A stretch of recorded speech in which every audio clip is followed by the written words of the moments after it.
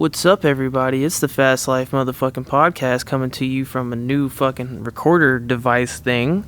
So we're having fun with it. Yay. It's Monday night. Getting just wrapped up the last bike we had to get painted up before we start maintenance in our personal bikes for our trip to Daytona. First time ever. Never thought I'd go. Figured I'd go see it to believe it. I was like about to say that, but Yeah. then I was like, that would not make any sense. You know, I've always said to everybody, Daytona, it's flat. There's nothing to see, nothing to ride. No reason to go. It's not really my cup of tea. And I feel the only way I can honestly say that is to go and see it first. Go and check it out. I'll probably end up having a time of my life. It's probably what's going to happen. It's going to be like Rot Rally. It's going to be just like Rot Rally. Oh, fuck that. It's a trailer show. But there's a lot of cool people going. So I want to meet a lot of people and check that shit out. And I want to see I haven't seen the Atlantic in a while. It's been a minute. So have you ever seen the Atlantic? Yeah, plenty of times. Oh yeah, you've been down there before. Yeah. And like I said, it's awesome because I'm getting to ride the FXR again, and I'll be able to complete my cross country journey on the FXR. Even though I didn't do it all in one haul, it would technically have seen both coasts within 1 year. You know what I mean? Yeah. June will be 1 year. I mean, that's a better goal than most. Yeah. So I'm happy for that, but. Bummed out. I was gonna wear my Simpson helmet, the one with Samuel Jackson on it, and I went to put a new visor on it and broke something. So now it's permanently gonna be a fixture in our shop. So you done fucked up, man. You done fucked up, AA Ron. It sucks. Yeah, I'm pretty bummed about that. But that helmet's got like 20-something plus thousand miles on man. it. So move on to something new. Yeah, it's time to. You done ran through that shit. Yeah, wore it out. Yeah, dude, fucking excited. Going to leave Friday at 2 a.m. Thought you were leaving at 3. Well, fuck it, 2, 3-ish. Whatever. We're trying to catch that performance Dyna FXR performance bagger show on the 10th at that Ace Cafe in Orlando. So basically, from that place, from our doorstep, it's 1,099 miles. So it's like I'm going to try to leave at 2 a.m., 3 a.m., and I'm going to try to bang it all out in one haul. I know I can do it, but Jetty, the guy that's rolling with me, he's never done this before, and he's capable. I know he is. He's a grown-ass man, so he's capable of doing it, but he's just new to it. Yeah. It's his first trip, so I'm going to break him in real proper like, you know what I mean? Okay. And then, so hopefully if you guys are out there, man, hopefully we run into each other. We say what's up. We're going to try to record a lot of podcasts with a lot of people I know while out there. So we'll be bringing back some.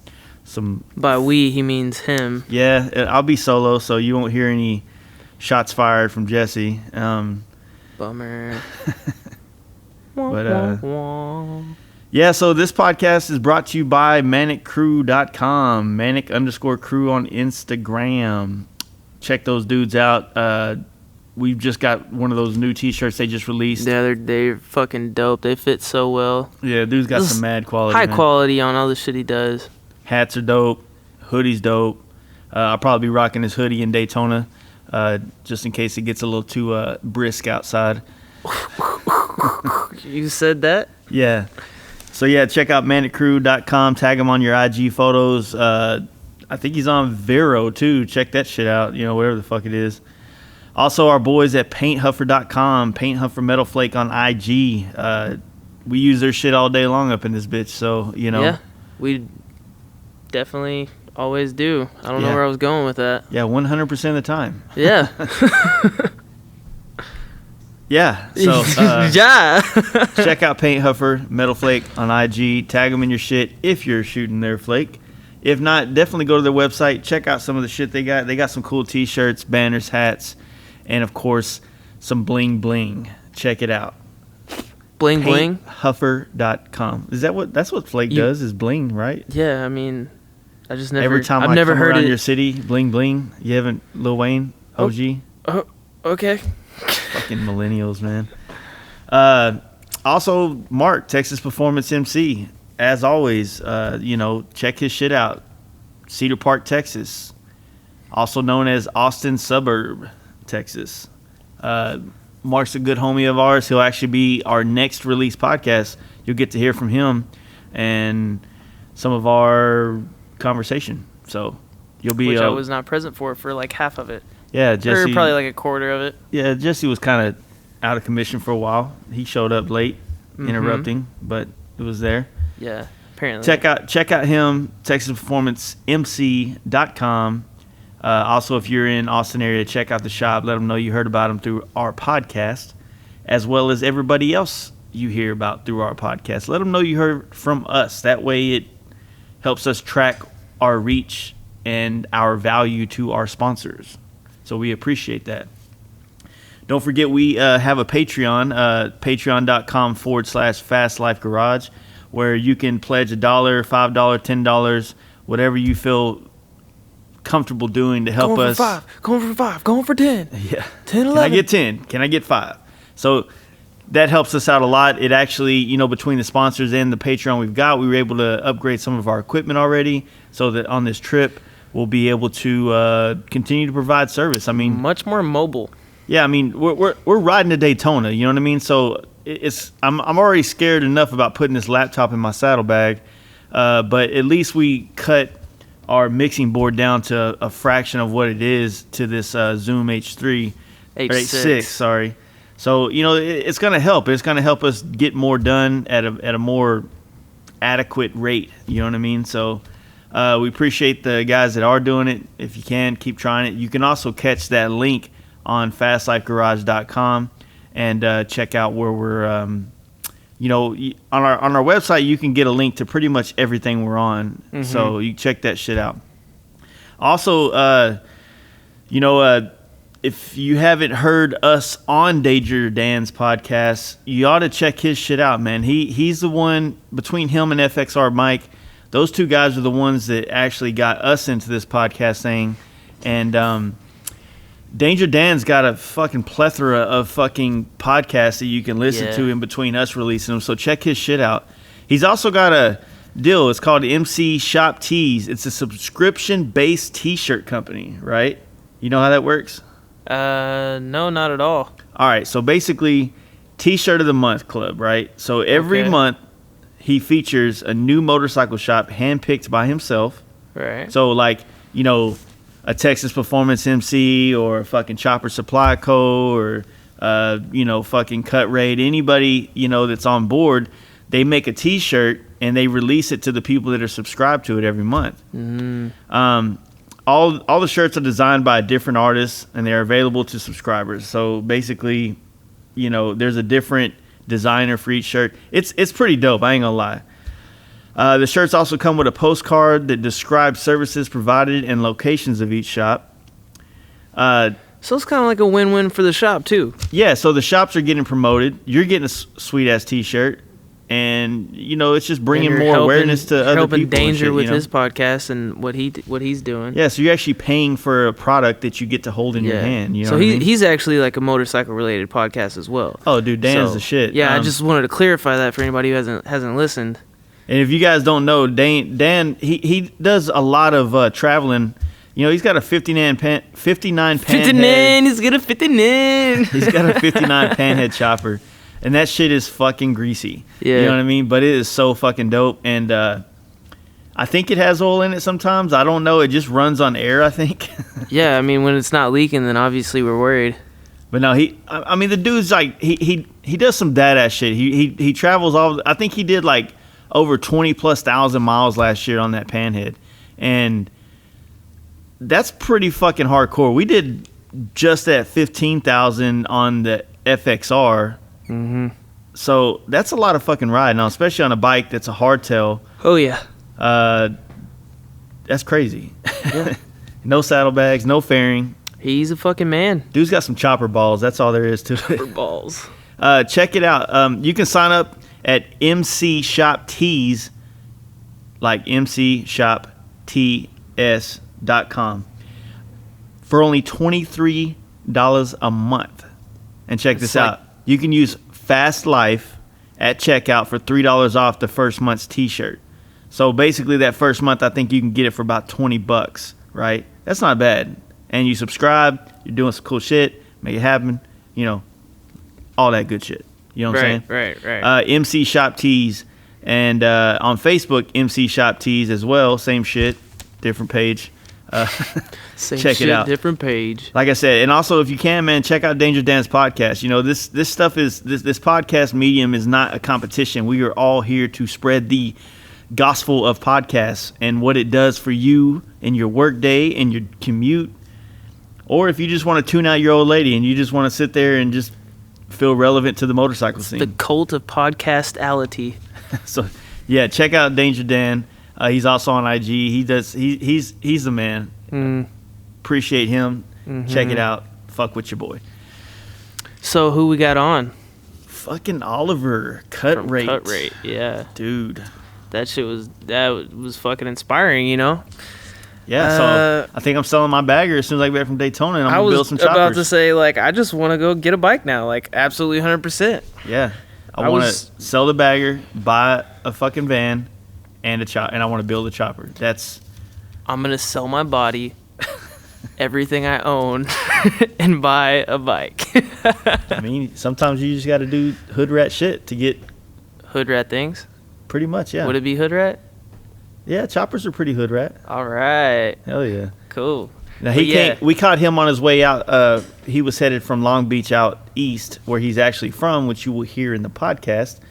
He was headed east to basically catch up with some swap meets and see if he can find some parts, and then he was going to make his way to Daytona. He'll actually also be at the Performance HD show in Orlando on the 10th, so you'll be able to check him out in person, shake his hand, see what he looks like, and all that gay shit. Yeah, he's pretty hot. So. He's pretty cool.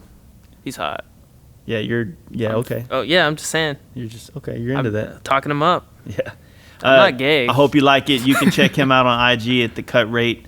FXR dude, Chopper dude, Travel dude. Yeah, it's just the Cut Rate on his Instagram handle, right? Yeah. Yeah. Check it out. Hope you like it. And all that good shit. Voila. Hey guys, you ready to let the dogs out? Fast Life Podcast. Rode that white bagger, and then my best friend, his green one is right next to it. Mm-hmm. Every year we ride to San Francisco and back, and so we were coming back, and we stopped in Arizona Bike Week, and we were hanging out, and then we just kind of felt like we weren't in the bagger crowd, like we were another breed of bagger guys. Yeah. And it was like we got home, and that was right when they released that on Netflix. So I got home at like 1 o'clock 2 days later, and I was like, nothing to do. So I watched it. I was like, holy fuck, I just did that. Like and it just looked so much more fun on there than I had. And so the next year we changed bikes, and then from there it was like a new experience. Like you were just saying, it's like a new experience with a new bike. Yep. Same road, same places. Completely different problems. Yeah. Oh yeah. Are you already recording? Yeah. Oh shit. That's how. So man, fuck, dude. I don't know a lot about you. I just know what's through Instagram and stuff like that. Yeah, so. we're with Oliver from Cut Rate. That's who we're talking to right now. But yeah. So what's that? What I guess like tell us and everybody else like what do you actually do? Like, what's your deal? And how'd you get in this shit? How much time we have? This is going to be a long story. Man, I tell you, anyway, the name The Cut Rate is actually a clothing line. Mm-hmm. It's something I started 9 years ago. Mm-hmm. I come from a clothing design, graphic design. Yeah, I got that background. Kind of got into building bikes, and have been doing clothing stuff for 20 years almost now. Yeah. So as I got into doing more bikes, just personally, the stuff I was involved with the clothing really wasn't where my head was at with everything else. So I just started this brand, The Cut Rate, and then that and I have a lot of connections in Japan because I lived over there for a bit and do a lot of business there. So it started this line. I let it take off there more than I did here, just because I'm sort of a one-man show here. And Yeah. I have people there that can sort of facilitate stuff. So anyway, it's a brand. It's a real clothing brand. It's not just T-shirts. It's a whole thing. Like, yeah. Everything, outerwear, accessories, That's everything. That's my actual job. I design that. Yeah. They take care of everything over there. But the name is just stuck. Most people in the bike world only know me as Bikes, or they never seen the clothing, or vice versa, or they saw he had some T-shirts at Born Free, and they think that's kind of the end of it. Mm-hmm. But it's a lot more than that. I just and there's another Instagram for that. And all that stuff. Yeah. So how, like, you said you were in you originally said a while ago you were from Maryland. Yep. And then now I get it, you were in Japan. So what was that transition, and what took you there? And well, long time ago, we're talking 20 years ago. I went to Japan for a car show. Mm-hmm. While I'm in school for design, I've been, grew up skateboarding my whole life, graffiti, this, that. I go to Japan, I'm like, damn, this place is crazy. Yeah. Like, the cars, awesome. Yeah. Everything else, even better. Yeah. So I was like, that's it, man. I was just, Baltimore is not the best place in the world by any means for anything. Yeah. Except for maybe getting crabs. So I was like, I want to change. I want to get out of here. And I just that's it. I just quit school and moved. Yeah, I was when I was growing up, probably about 2000 to 2003. I was hardcore into like Nissan. Mm-hmm. So what I did before I got into motorcycles was I used to do SR20 swaps into 240s, and then I didn't personally do it, but I was actually helping. We did the first here in Texas. We did the first RB swap into a 240, and then had one of the first R32s out here, like all that shit. Nice. I love that world, but I never made any money fucking with those cars here because it was always, kid. And then the Dodge Neon and the STI and the Evo came out, and so nobody was paying anybody to do these motor swaps because they could just go finance a car with all that shit in it. So yeah, I'm talking mid '90s when I kind of got going on that stuff a bunch. Yeah, and then as I guess I was 21 at the time. Like I said, I went to Auto Salon one time, and I was like, damn. I had dreams of doing a bunch of, I went there to, like, go further with what I was doing with the car stuff. Yeah.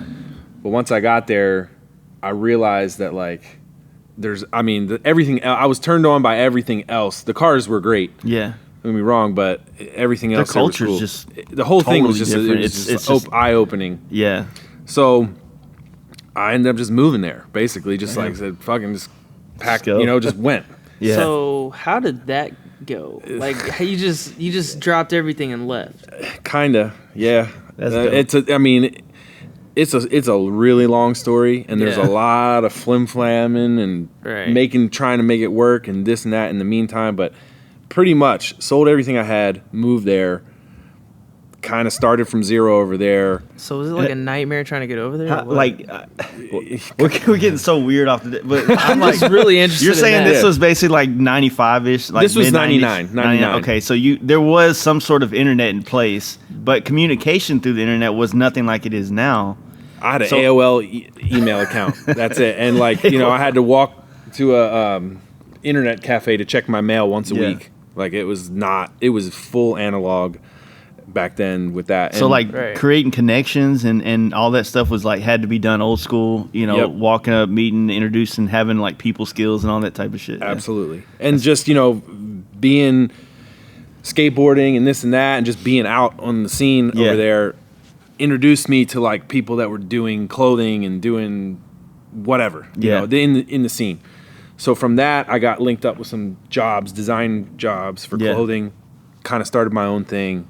And I've done several other things since then, but that kind of got me my foot in the door with some brands and magazines and freelance work, and just kept going. And eventually, I moved back. Mm-hmm. Still kept business relations there, and I still freelance for people and yada yada yada. And it's always been a kind of a second home there because I lived there for 4 years, and I know everybody there and. The motorcycles intertwined with the fashion stuff and everything's kind of It all goes together. Yeah. What's cool is I've always said this to a lot of people that I talk to is that you chased a passion you had, and it always seems to work that way. That passion opens up doors within that scene or within that realm of new opportunities and ways of expanding business and all that type And then of shit. you find new things you like and enjoy too through that. Yeah, exactly. So that's cool. That's how I live my life, man. I don't have really an end goal. It's just like a journey, and if the road veers off this way and I go end up making furniture a year from now, then that's whatever. Yeah, that's what I mean. Yeah. If you're into it, do it. That's just how I haven't even been doing this bike stuff that long. I mean, now it's been 9 years or almost 10 years now. But I never rode a bike. I never owned a bike. No one in my family had bikes. Yeah. I just saw bikes when I was living there. So when you moved back here, did you move back to Maryland or did you go to LA? I first moved from Tokyo back to New York. Lived in New York for a year. Within that year, I was going to visit friends back home, and I said, well, I just might as well move home. Yeah. Move and have a place, a little more space to do stuff, because this bike thing was on my mind. I wanted to have a bike. So the bike stuff kind of entwined in you in Japan, and then it kind of came. You brought it back. Yeah, in Japan, seeing all the bikes, and I was still traveling to Japan quite a bit. So seeing all the bike stuff that was going on there. Yeah.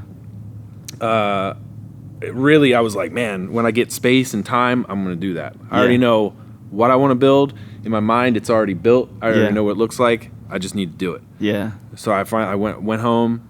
I ended up getting a place to live. I bought a place that had a garage, and that was it. Just went out one day, got a bike, rode it home.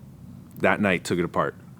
Next day. What was the first bike? It was a Yamaha TW200. Damn. It was a piece of shit. It was a lame little trail bike. Yeah. But in the early 2000s in Japan, that was one of the most customized bikes there was. There was a whole scene for those there, because in Japan you have a license system. You go from 50cc to 200 or to 250, 250 to 500, and then 500 to big bikes. And that pretty much applies to motorcycles. So if I said, hey, I want to get my license, you have to have the small one first for a year, then the middle one for a year, then the big one. You think that helps people in their path to motorcycling and riding? Well, over there for sure, because you have to be fully committed, and each license is costs you well over $1,000. Damn. Just to get the license. Yeah. So, and then we're not talking about parking, we're not talking about registration fees, we're not talking about any of that. Just to be involved in your foot in the door. Japan's one of those low key baller countries, you know what I mean? Everything, you know what I mean? Everybody's Tokyo's honestly, I'd have to say way more packed than anything we got out here, people wise and everything. You know what I mean? That's condensed out there. Yeah. It's crazy. So when you see guys over there that have crazy bikes, compute that for a second. Yeah. Whatever you think that guy whatever you think that bike is worth here, times 10. Damn. Wow. with everything that goes along with it. You know what I mean? A parking space for a bike there is $1,000 a month, easy. What the fuck? Yeah, Damn. a parking space to park it, Holy just shit. to park it.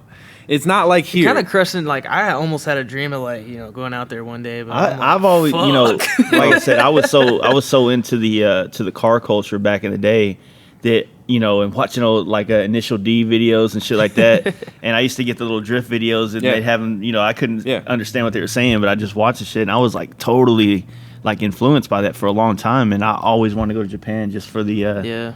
And then when I was in high school, I was in architecture, so I really dug the more the landscaping type, how they do things and how simplistic their housing and every design is. Yep.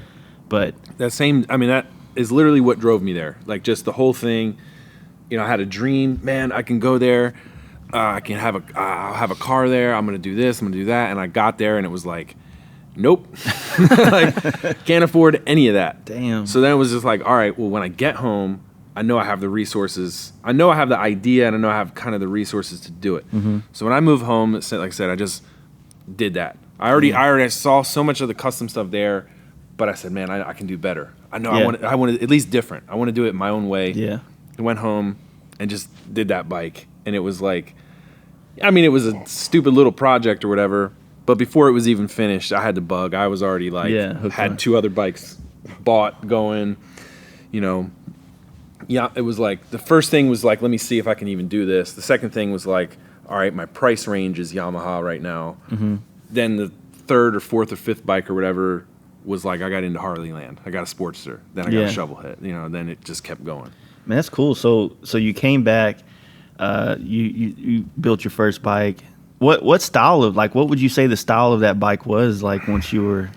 Is it kind of more? It's like a neo hill climber. Like it's weird, man. The thing with those bikes, the only thing really cool about those bikes is they got these big fat knobby tires on them. Yeah. Like not dirt bike tires. They're like balloony looking kind of. Yeah. And people there were like kind of extending the swing arms and they were like tracker mixed with like sort of like extended swing arm kind of thing. Yeah. And I was like, nah, we're gonna extend the swing arm a lot. We're gonna narrow and Frisco a Sportster tank, and we're gonna do the frame. We're gonna take all that stamp shit out of that frame, and we're gonna add our own, country bar and do this. And badass. We're gonna do an SR front end with disc brakes and a Yamaha mag on this and it was. I mean, I didn't even know what the hell I was doing. Fucking Frankenstein. Yeah, but It was. dude. Like That is dope though. I'm super like I'd have to say I'm a little jealous, man, because I kind of wish that I would have came in the motorcycle industry as an enthusiast more than it was business for me at first. For us it was like I took a job at a shop painting bikes.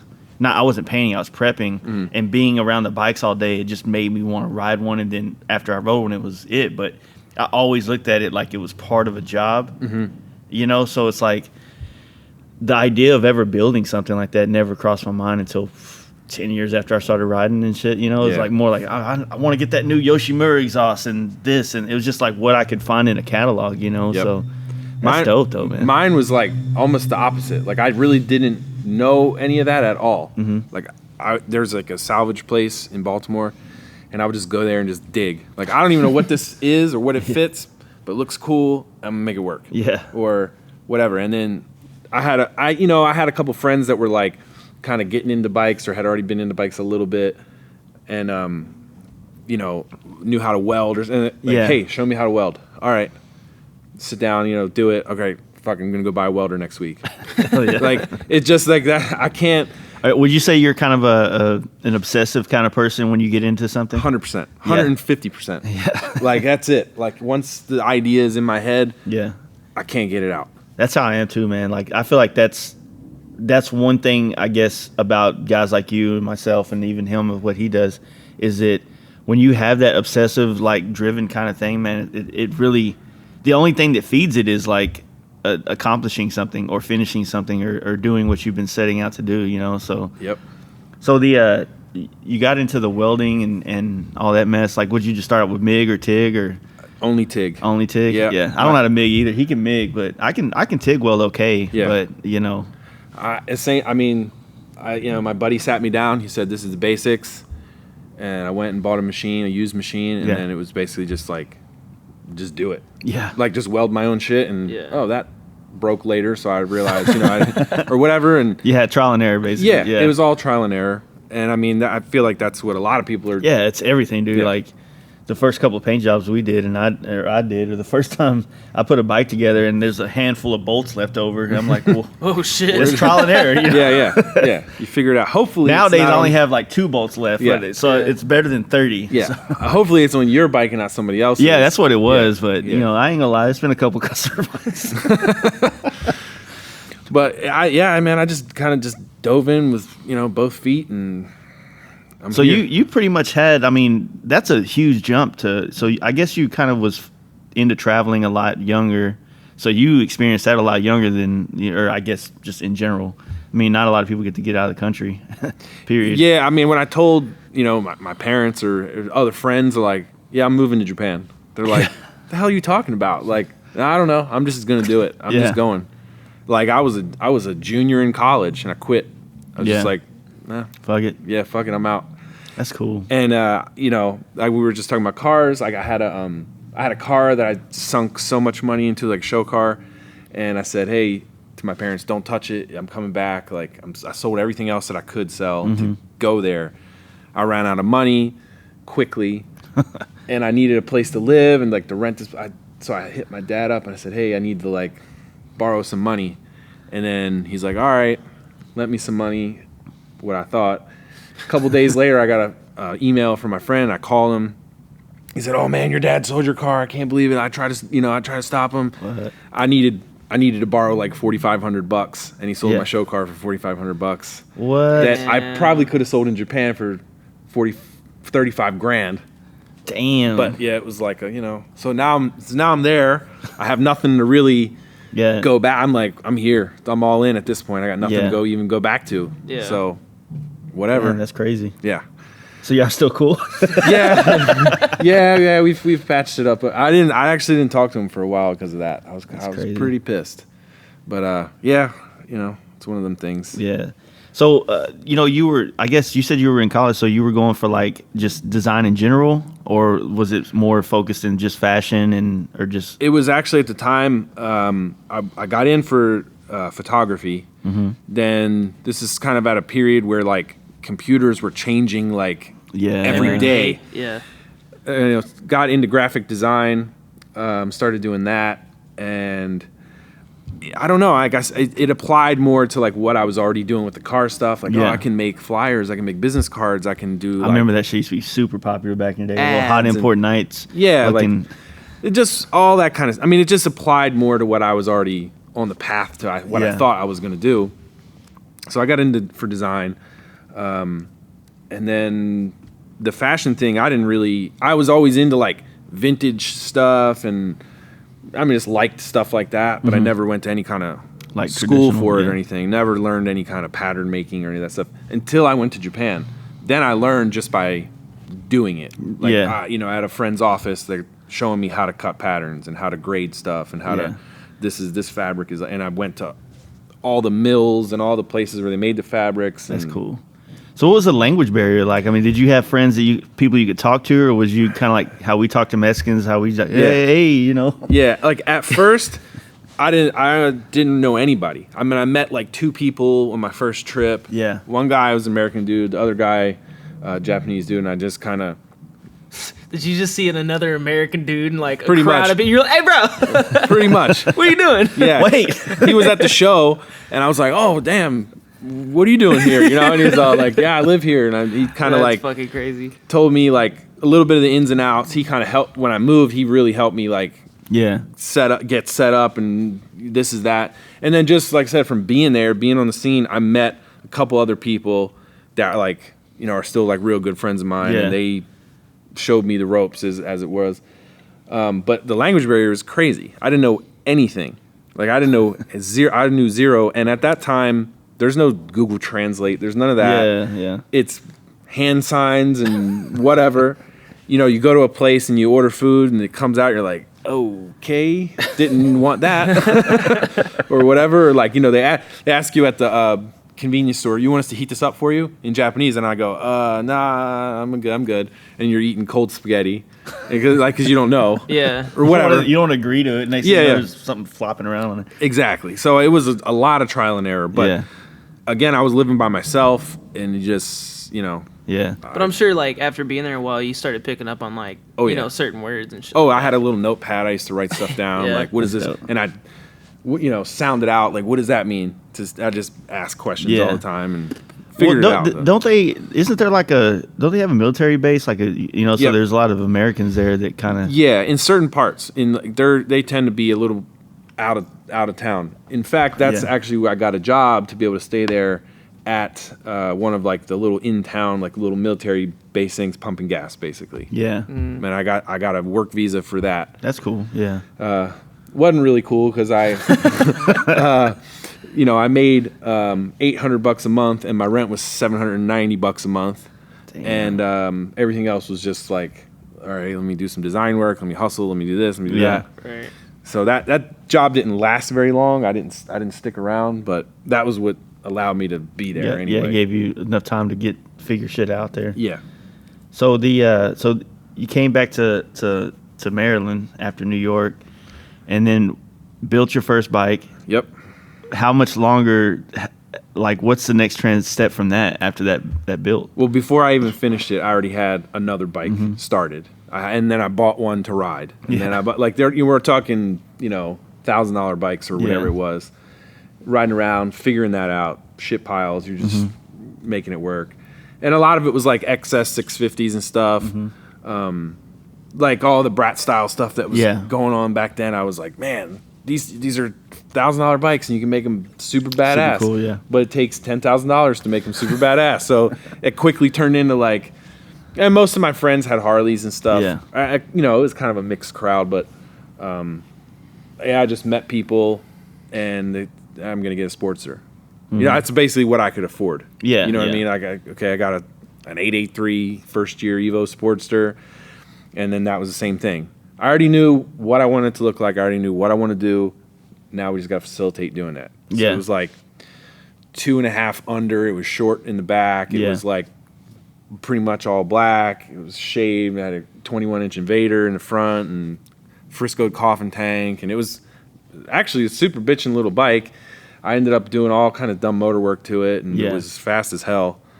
And then that turned into like, now I'm going to do a shovel project. And I'm sort of a firm believer in like, you got to take baby steps with this shit. You can't just be like, I had a CB350 and I'm buying a knucklehead now. Yeah. Like, there's a lot of people, and I'm like, man, slow down. Yeah. Like, let's just build one bike before you go buy a knucklehead. Yeah. You know what I mean? That's kind of what my whole take on whenever my goal is by the end of the year to build a shovel. And I don't give a shit if I honestly don't give a shit if it's an Evo, but I just want like a little hardtail of all these different styles of bikes that I've like fallen in love with, and just try to create something. But my goal is to build a frame, or build as much of a frame as I can. And so realistically, the only thing holding me back right now is it's about to be travel season until September.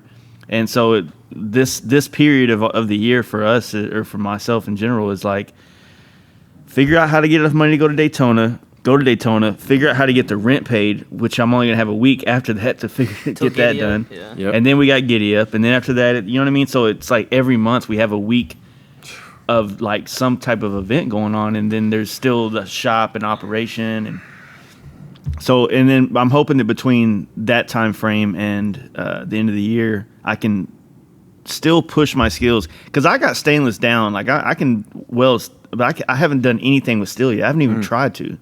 So I don't know shit about like steel yet, or fucking any other type of metal other than stainless. So They all have their own little learning curve to them. But so I want to spend like a couple of months like really just fucking with different thicknesses of steel and learn the penetration and that before I try to buy some fucking frame shit and do that. So I'm gonna be that little meme of that dude saying when hipsters build choppers and the front ends broke off.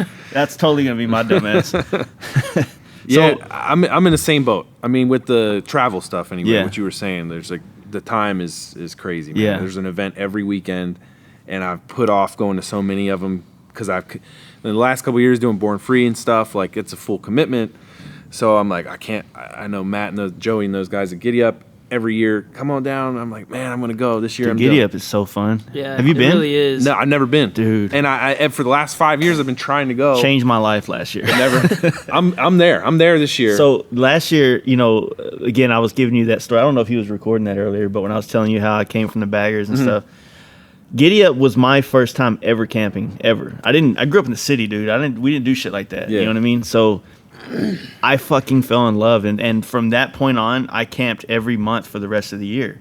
And so that really did change things for me, and just the whole dynamic of what a bike event should be like.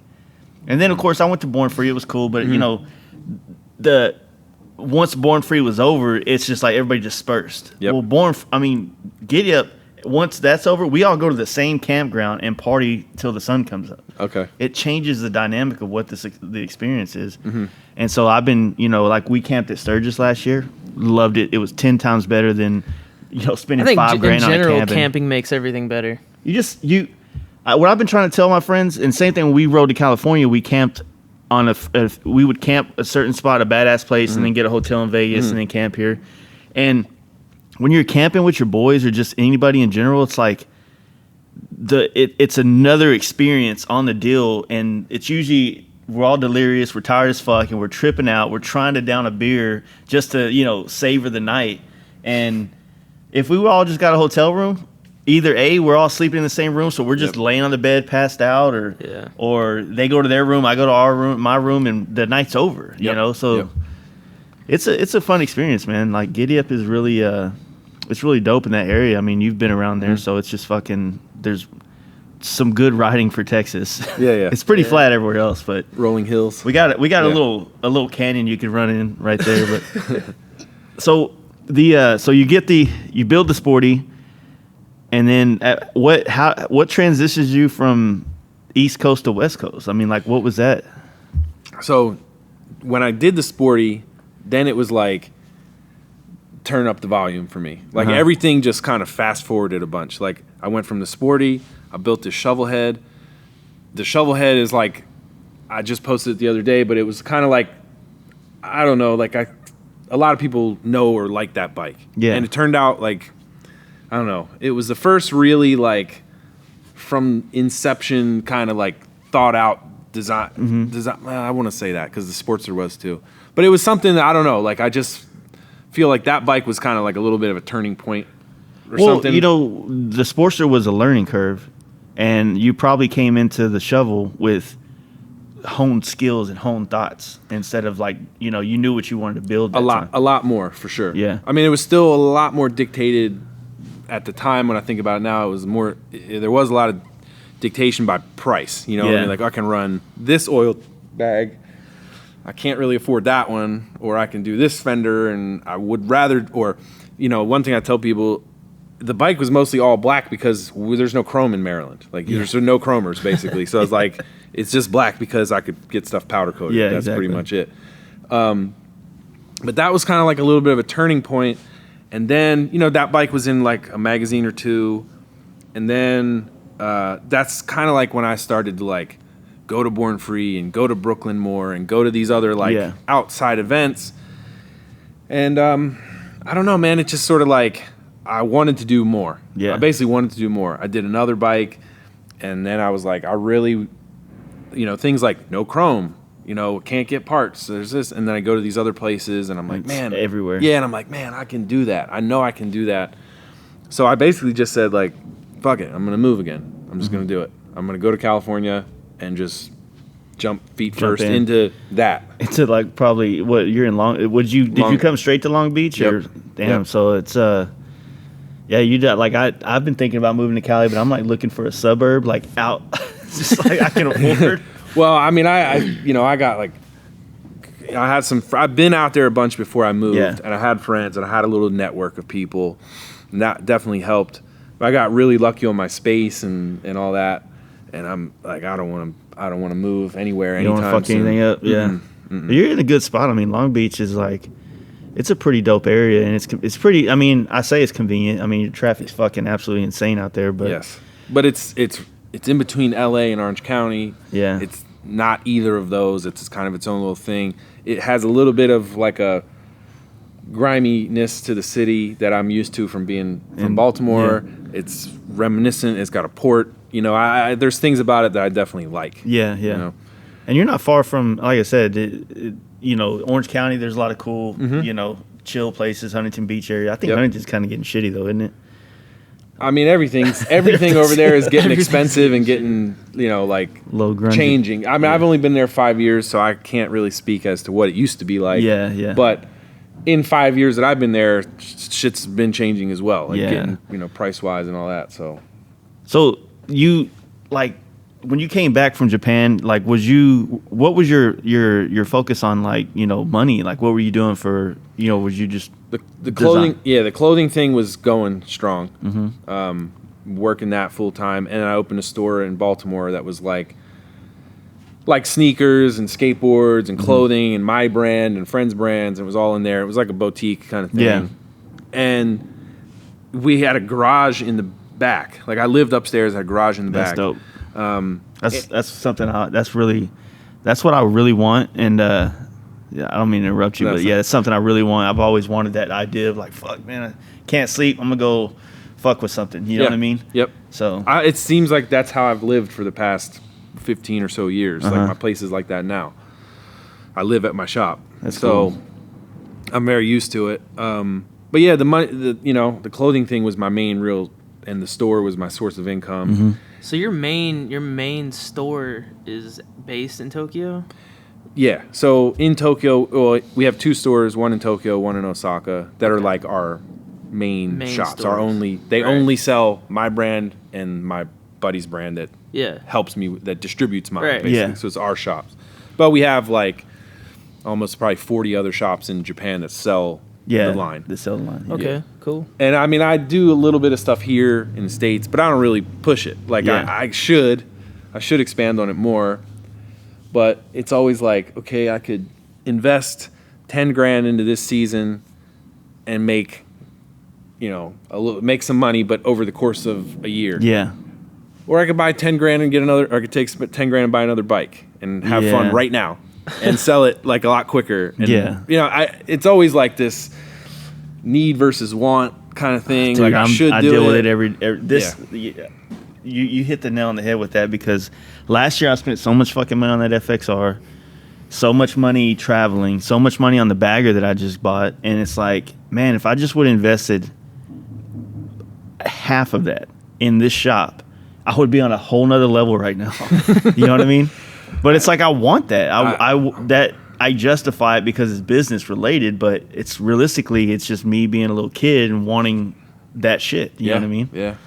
Can't. And I don't even want to sell it. I've had so many offers. I'm like, no, I don't want to sell it. Even though I could sell it and once again completely change the dynamic of our business. But I'm selfish. I mean, we do this. We work to make ourselves happy. Yeah. First of all, right? So I'm in my, if I can do the least amount of work or just at least have that balance, like where I'm not a slave to being in the shop all the time, but I'm also not broke. And I also have free time to travel and go to bike shows and build bikes. The clothing thing has allowed me, I can design the whole season in a fairly short time. And then that allows me 2 months, 3 months of basically like, I got nothing to do. Yeah. And I have money coming in. So I can, Fuck with the bikes, do the bike. travel. What is the exchange rate there between what kind of money does Tokyo use? What is it called? Yen. Yen. Yeah. Okay, what's the exchange rate? Isn't their money's worth more, right? It's up and down. It goes up and down. I mean, like if right now I think,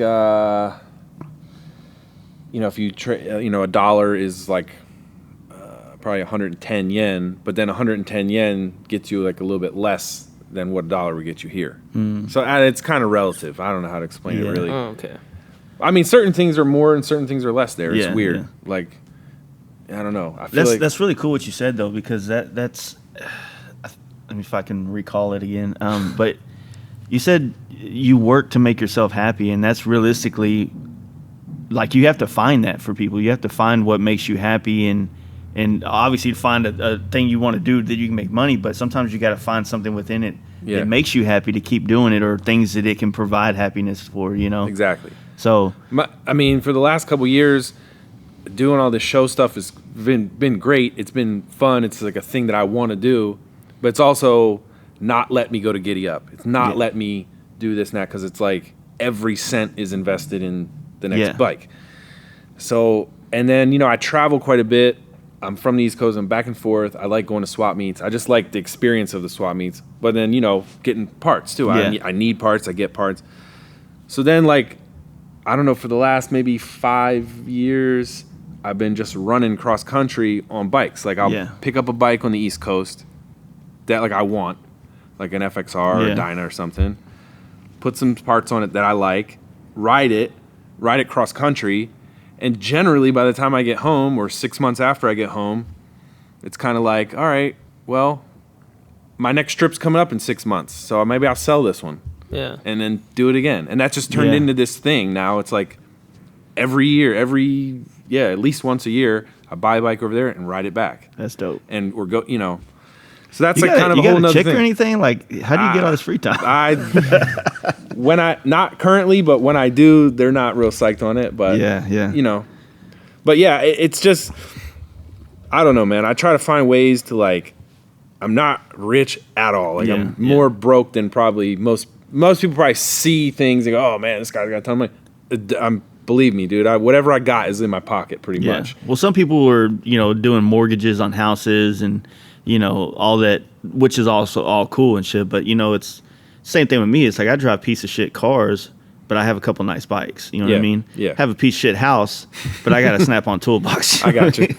Yeah, so, and I just try to like also live like a little more modestly in certain aspects. Like, I don't drink. I don't spend money at the bar. Yeah. So I'm, whatever somebody spent $60 at the bar last night, I bought another part. Yeah. Or whatever. You know what I mean? That's good. Yeah. So I spent know. $60 at the bar last night. That's what I'm saying.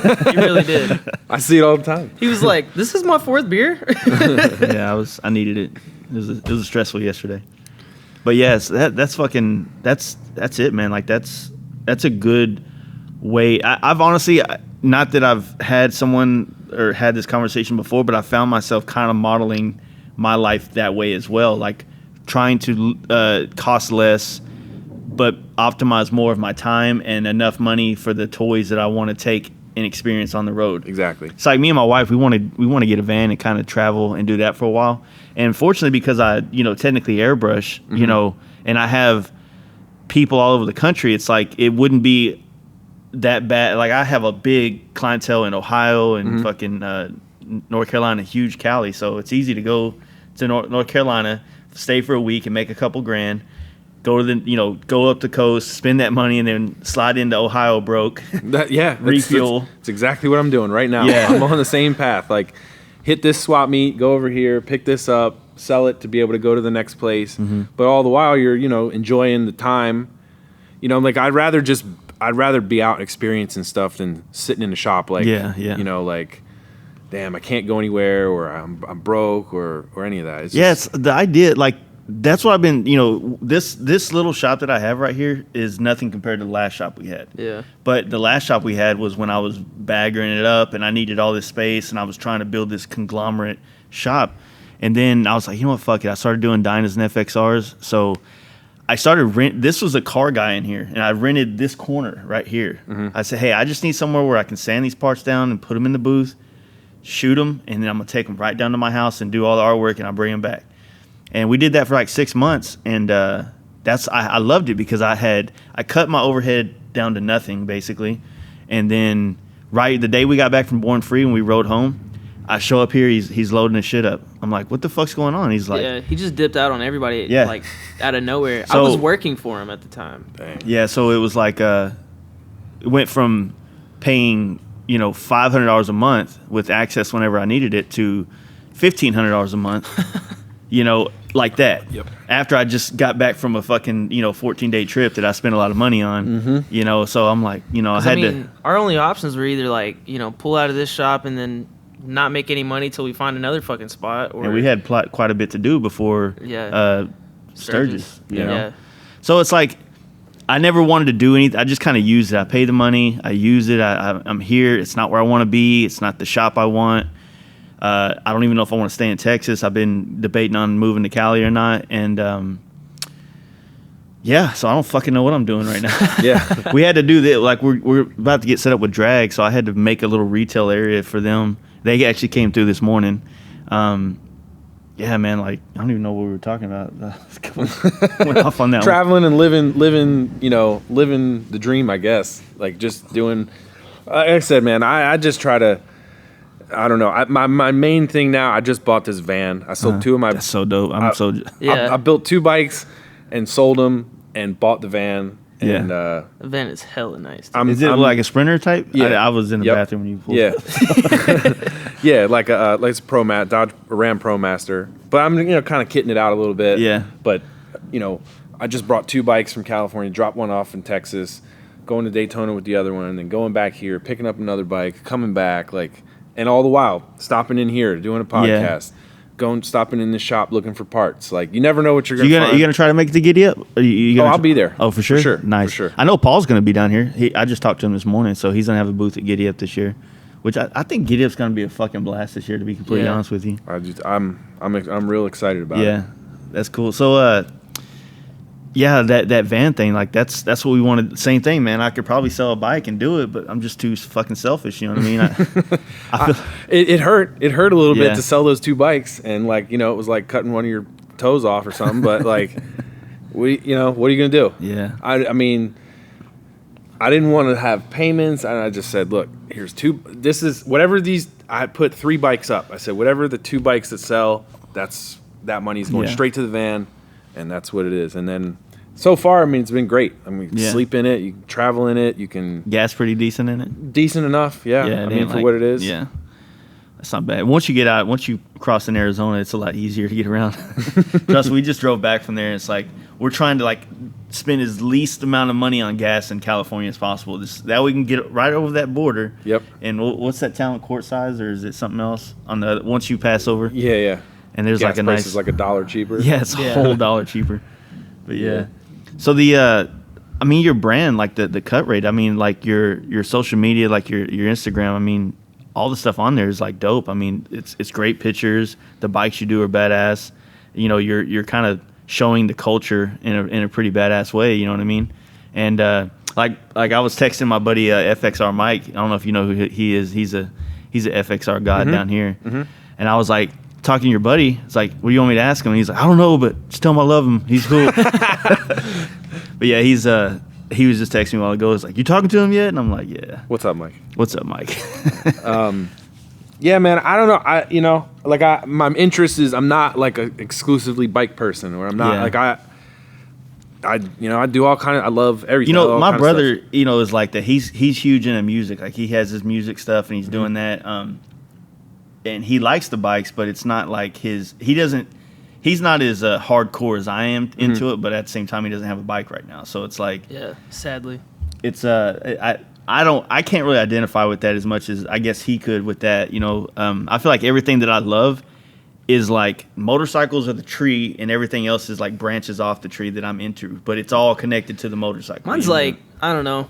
I'm just like a general anything that I have mad ADHD, so anything that keeps me interested long enough, I'm into it. You know what I mean? Well, it's like he was saying, it's like the culture of it. So, I mean, the skateboards to the clothing to the motorcycles and the cars. Yeah, but I mean, you can tie that all in with music and everything. Yeah, 100%. You know what I mean? And that's why I think it works well with his brand and his. It's a lot of people get confused with the cut rate thing. It wasn't like a motorcycle brand Yeah. to start. I really wanted it to be more of just a DIY influenced brand. Like you like building your own bikes, maybe this brand appeals to you. You just bought a house and you like building a deck on the outside, like maybe this is the brand for you. Yeah. It's not really That's just cool. about motorcycles. It's just about like saying fuck it, I'm gonna try it. I'm gonna do it. Yeah, and that's pretty cool. That's a great way to look at it, I think. I mean, It's not limiting at all. That's for sure. No, I mean like you said, you might be into something else. What was furniture. furniture? Yeah, who knows? I mean, it's a very strong possibility because I heard. Yeah. They Yeah, make you a lot never more know. money. Like you're gonna pick something up and do it once and be like, oh, that was fucking that was dope. You know what I mean? Like, But- and the next thing you know, you're fucking balls deep researching. Oh, Yeah. I need this. You're on this. Pinterest every night. Yeah, you're on but Pinterest it's fucking- like it's the same rules apply. Like Yeah. that's what I realized. Like by doing the car thing, by doing the bike thing, by doing the clothing thing, by doing music stuff, whatever. Like all the same rules apply to me, for me anyway. Like I approach all of it the same way. I put in like whatever I'm into. I'm like hyper focused on it, so yeah. I can't help but do it that way. And it Yeah. just I guess. It's an aesthetic or whatever. It kind of carries through with a lot of different Well, stuff. it's like I tell him, and I try to live myself by. Is like I always try to be the best at whatever I do. Not that I'm like on a social standard, like I'm better than anybody, but like I feel like if I'm trying to be the best welder I know of, then it's only going to make me a better welder. It's not that I'm trying to get to a point where I can say I'm better than you. I can weld circles around you, but it's see the fuck that is. But yeah, so that's it, man. That's what I try to tell a lot of people, just trying to keep their a lot of people want to do shit and get into things, but they're not really as focused, Yeah. It's like, oh well fuck, I got a softball game this weekend. I'm like, No, like whatever it is, I'm I'm like obsessed with stuff. Like, Yeah. I'm basically obsessive compulsive or some shit. Because that's how I am. That's how that's how my buddy at fucking Danny is from Dixon Flannel. It's like you constantly wake up like wanting to create shit and do shit and accomplish and see and feel. Yep. And it's addictive. Absolutely, Isn't it? absolutely. God, yeah, yeah. it It really, really, really is. It's hard to like. Sometimes really hard to like. I have a real hard like time taking it easy. Yeah. On stuff, like it's never like, well, we'll just like, I don't know, we'll do a little of this. It for me, it's like, no, it's got to be. Yeah. It's got to be like to the 10th degree, and I can't. I really have a hard time just like doing things lightly. Yeah. What's the so before when you first got here, we were talking about it. So you had a good saying when you were talking about you enjoy riding the bikes cross country and all the bike trips you take, and you had a good point of saying, each bike's a different deal, a different set of problems, different experience. I definitely like Jetty. That was Yeah. I first of all I feel like I look at these bikes, yeah, they're like things that you ride and things that you have experiences on, but I can also look at it from like a artistic standpoint and like or a design eye and say like, there's guys that since show bikes started, there's been guys that have really pushed the limit of like, is it motorcycle or is it art? Yeah. Or is it like what's What's it's a the blurry fun? line there. Yeah. You know what I mean? Like some people will say, well, if you build a show bike, like you can't really ride it that much, and like I get that. It's true. You know what I mean? Like if I wanted to build something that was totally rideable, I'd build a 6-gallon tank and giant bags and all the rubber mounted things. everything. Yeah. Like I'd build that to the max of comfort or rideability. Yeah. So there's always like different. I just like a different tool for every job. Like some of the show bikes I approach that like it's fully like I need this line to be this way, and if it's gonna take half a gallon out of my gas tank, well, fuck it. Yeah. It's got to be that way.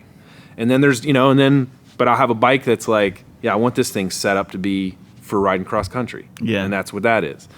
So there's different tool for every job, and then each bike has its own personality, its own thing. Like I don't know, man. It's a whole thing. Like when you're riding cross country, like we were talking earlier. Yeah. When you're riding cross country, I try to do it every time on a different bike. Yeah. So that, like you said, you go past the same gas stop, the same roads, but like, man, this bike's different. Or it feels different. Or all my bikes generally have been pretty much black up until this last Dyna, and I rode that thing cross country, and it's pretty. It's a pretty bike, and I rode that thing. And I've never been really one for like colors. I'm really just like, I like black. Yeah. I rode that thing, and every single gas stop, man, somebody came up to me. People's attitudes different. Yeah. It's a colorful, pretty bike. They're happy when they talk to you. That's a really beautiful, pretty bike. Yeah. They're like, not like, oh shit, don't talk to this guy. Don't talk to that guy. It totally changed that. It just kind of like, that was a whole nother experience. Like it opened my eyes. Yeah. And I, sometimes I'll take only freeway. Like I run these trips and like, I'll go, all right, I want to go here. I want to see this. I want to go here, but I know this person here. So I get into these things where I'll spend like 1 or 2 days, like kind of going slow, back roads only. Yeah. Here, there, seeing Areas friends. that have shit to see though, And then there's other times when you're in Austin, and then you got to, and like, well, my next stop or my next person I know is in Phoenix. So I don't really feel like staying in El Paso. So I'm just going to book it. Yeah. And you just do that. All the cool shit to see from here to Phoenix is like in the middle of New Mexico. Yeah. It's not conveniently on the route. You know what I mean? So I've done that like 1,000 whatever mile stretch a couple times in a day, and just, like you just got to do it sometimes. And you do a lot of these trips solo, right? Almost all of them solo. What's the experience like from that compared to like group, even if it's just one other person on the trip? Well, the only other really cross-country thing I've done with someone is with a girlfriend at the time.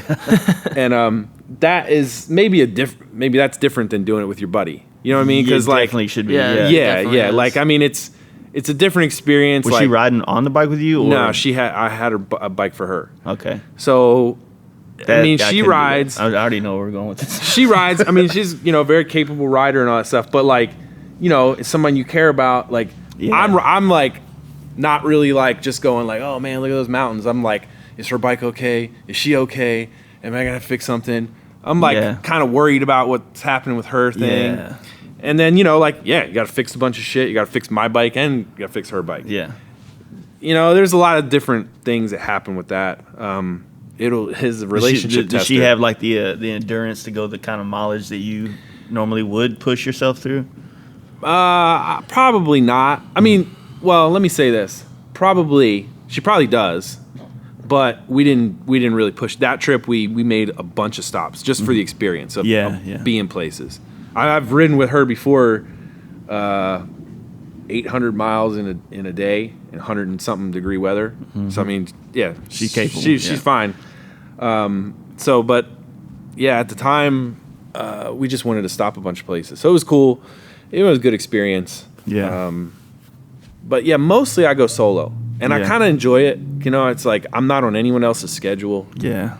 Like I want to do 1,000 today, I'll do 1,000. I want to do 200 today, I'll do 200. Yeah, my first solo trip, like complete trip, was I went to the Hot Bike Tour, and I rode from here to Smoky Mountains alone, and I was nervous about it. I mean, even though I'm a grown adult, I'm like, I'm going out in the wilderness alone, Yeah. But it was really transcendent. Like I just felt so in tune with my thoughts. When I got places, I could, like you said, I'm on my own schedule. So I'm like, oh man, I just want to chill here for a little bit. Yep. And I was like, I went to through Birmingham. I was like, man, I want to stop at a Hooters and get a beer. Went in there, stopped, did my Instagramming and shit like that, and then jumped back on the road and made it to Chattanooga or something. But it was a great experience. I was actually looking forward to going to Daytona solo, and I was going to ride down to the Keys, and then I started calling campsites down there, and they're all fucked up still from the hurricanes. Oh yeah. So, and then my buddy, the one that just stopped by a while ago, Jetty, he said his wife gave him a hall pass so he could go. So he's gonna ride the Bagger, and that's what alleviated or made it possible for me to ride the FXR. So I'm excited to go with him because this is his first trip, and I'm hoping that he enjoys it or he finds. And he's got a little money, so he's used to hotels, and he's got a big toy hauler and all this type of shit. But I'm like, no, dude, we're camping. Just us. Let's do it. Yeah. Mm-hmm. We're taking shit on the bike. If you get cold, we'll stop at Walmart and grab an extra hoodie. Yep. If we run out of underwear, we'll stop at Walmart and get some more underwear. Yep. And we'll just, it's primitive. It's just, and I try to tell a lot of people, because a lot of people still follow us from the bagger scene. And I try to tell them, it's like, man, I feel like you guys, when you start trailering all your shit everywhere and you don't do this, you lose, or you don't get to experience the real beautiful thing about riding a motorcycle cross country. Like it's unexplainable, but it does something to you out there, man. It really does. And I feel like if you're just trailering to the event, like you're missing a part of it that might glue you to this for a lot longer in your life than if you just, did the shit that's fun on paper. I mean, the trip I did last summer from Long Beach to the East Coast and back. Yeah.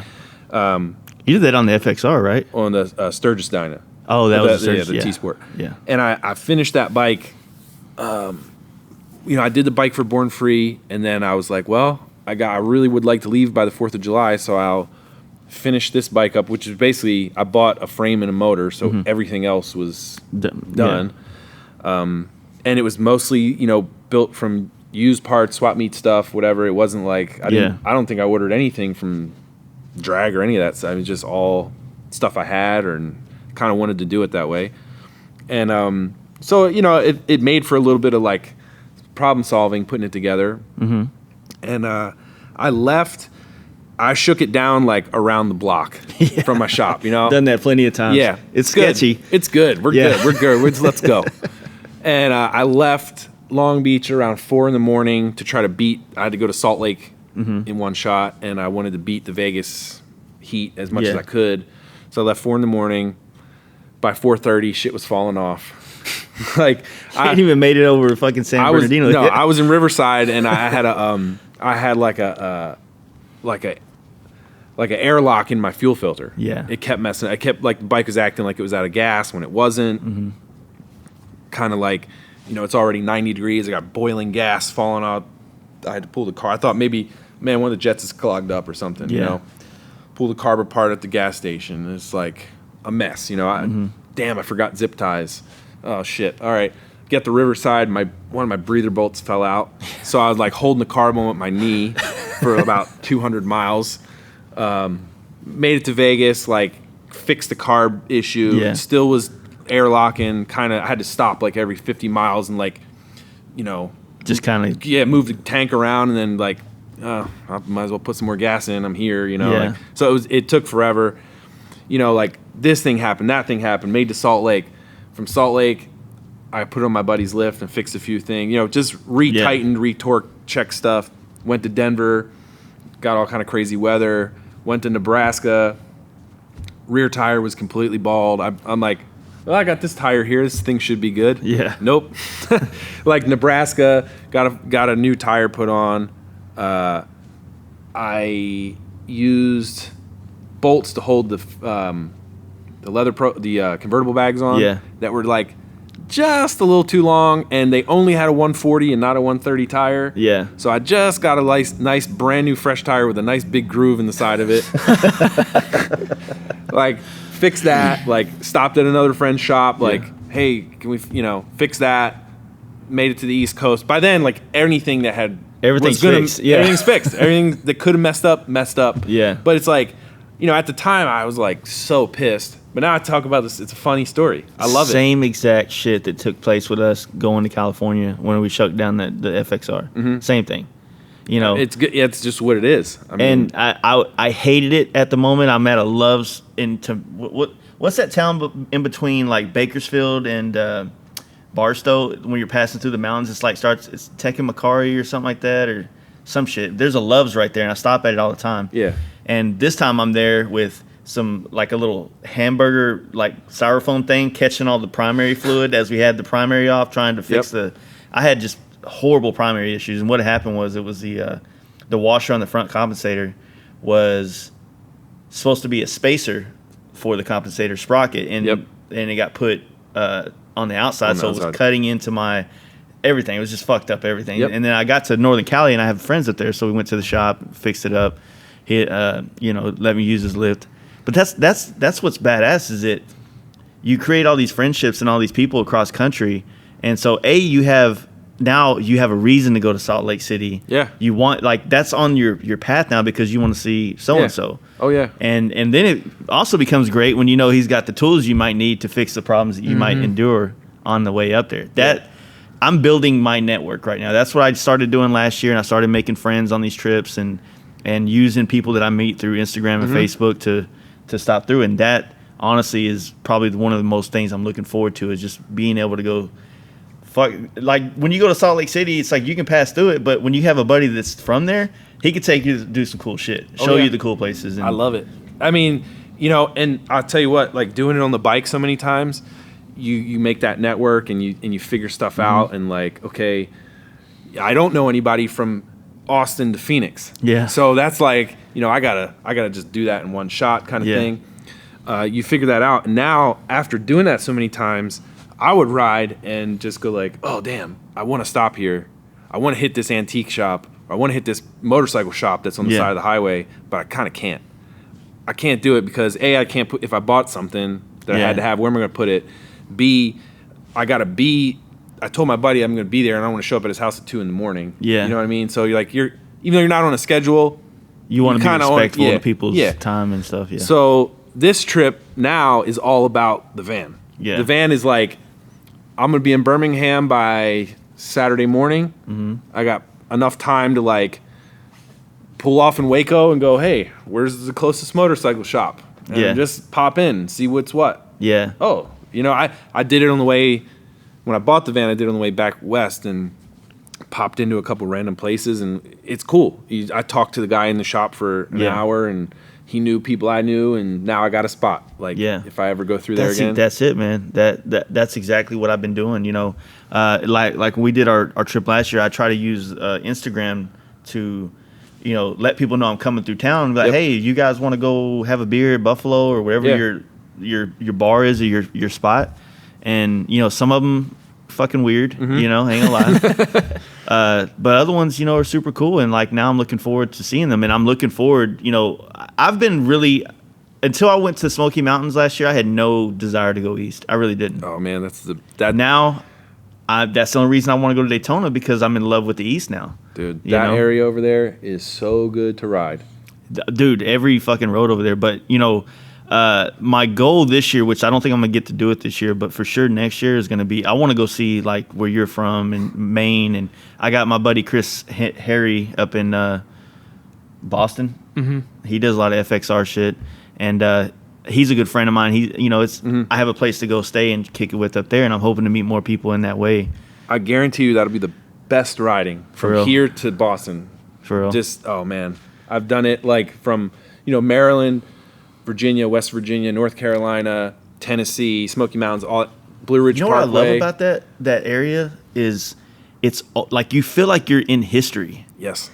Like you're like, holy shit, like Civil War took place right here. Yeah. Oh yeah. You know what I mean? Oh, you go west, it's like some fucking drunk Indian people out in New Mexico somewhere. Yep. But you go east and you're like, you see buildings that some of them have been there since way early 1800s or 1700s. Yeah. Yep. And I always got this like idea of like Vermont or like some of the back roads of that area of like these little wooden bridges. They're there. That are like enclosed, and you're going over these little creeks, and it's like, man, now I want to take pictures of my bike by it. I want to feel it going across, and it's so good. And the only advice I can give you is, seasonally like shit changes, right? So like spring or fall. I mean, summer's good too, but you get same probably down here, but you get crazy rainstorms like come up like that. What do you think the best time of year is to go? Fall. If Smoky Mountains it just depends on how much cold you can deal with. But I mean, my trips usually go end of October. I leave right before Halloween usually, and I mean it's like chilly, but still like all the leaves are orange. Yeah. You go through these mountains, man, and it's just like, go to Asheville, go to Roanoke, Virginia. Yeah, I saw Asheville. Oh my God, dude! You look out, it's like 360-degree mountain view as far as you can see, orange hills just like this, and it's just like Blue Ridge Parkway, man. I did that last year. Yeah, I did 500 miles in the Parkway last year or 2 years ago or something like that, and it was like I had to just get off. Eventually, I was like, man, it goes. I can't even look at another tree. Yeah, doesn't it go all the way down into Georgia? Mm-hmm. Yeah. So I rode it from. We were in Johnson City, and I kind of cut over, and I don't remember where I hit it at, but I was on a part where it's like right on the side of the mountain, pretty high. Oh yeah, and it has the overlook. It's pretty badass. The whole way, all through North Carolina and Virginia is like that. For real. And North Carolina, Tennessee, it pretty much from where you were north, all the way up to Roanoke and stuff. It's like that. Yeah. So I really want to I want to see that Brooklyn Invitational. So I was thinking of. But it kind of sucks because it's always right after Sturgis, and then even though I've heard a lot of stuff that like Hot Bike Tour might not be taking place anymore, through all the stuff that's going on, but then there was Hot Bike Tour at the beginning of September, so I was like, well, fuck, I'm just gonna do Hot Bike Tour wherever it's at. But now if that doesn't take place anymore, then it might free up that time frame when Brooklyn Invitational is going down. Ride to Brooklyn, man. Yeah, it'll be awesome. It's a perfect time of year, and you can come up back way, and even like you don't think. I always go a different way when I come and go. I can't stand seeing the same shit. Yeah, you know what I mean. You come that back way and come out. You'll be in Derry, New Jersey. You'll be in like New Jersey, like Dairyland, and then all of a sudden you cross a bridge, you're in New York City, and you're like, damn. That's crazy. Like, you know what I mean? It's. I've never even seen the furthest north I've ever been was. I guess Cincinnati. I went to the V-Twin Expo, and then what was it? Bristol, Tennessee. I crossed over into Virginia, and that was it. That's the farthest north I've been, northeast at least. It changes pretty. Like, I mean, it's all those northeast cities are they're metropolitan cities, but then like right out of the city, it gets pretty rural quick. Yeah, all DC. They're real dense, right? Oh, they're dense, and like you can be in DC or Baltimore, and then 15 minutes out of town, you're like in farm country. Yeah. And it's green and rolling hills and all.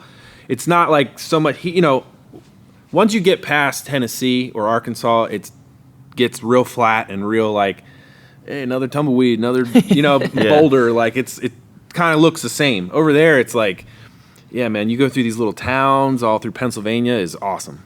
Yeah, I was thinking of going up, and like I said, I have a lot of friends in North Carolina, so I was thinking of staying in North Carolina, then kind of going through the East Coast cities up as far north, and then kind of coming back down and follow the Great Lakes. Yep.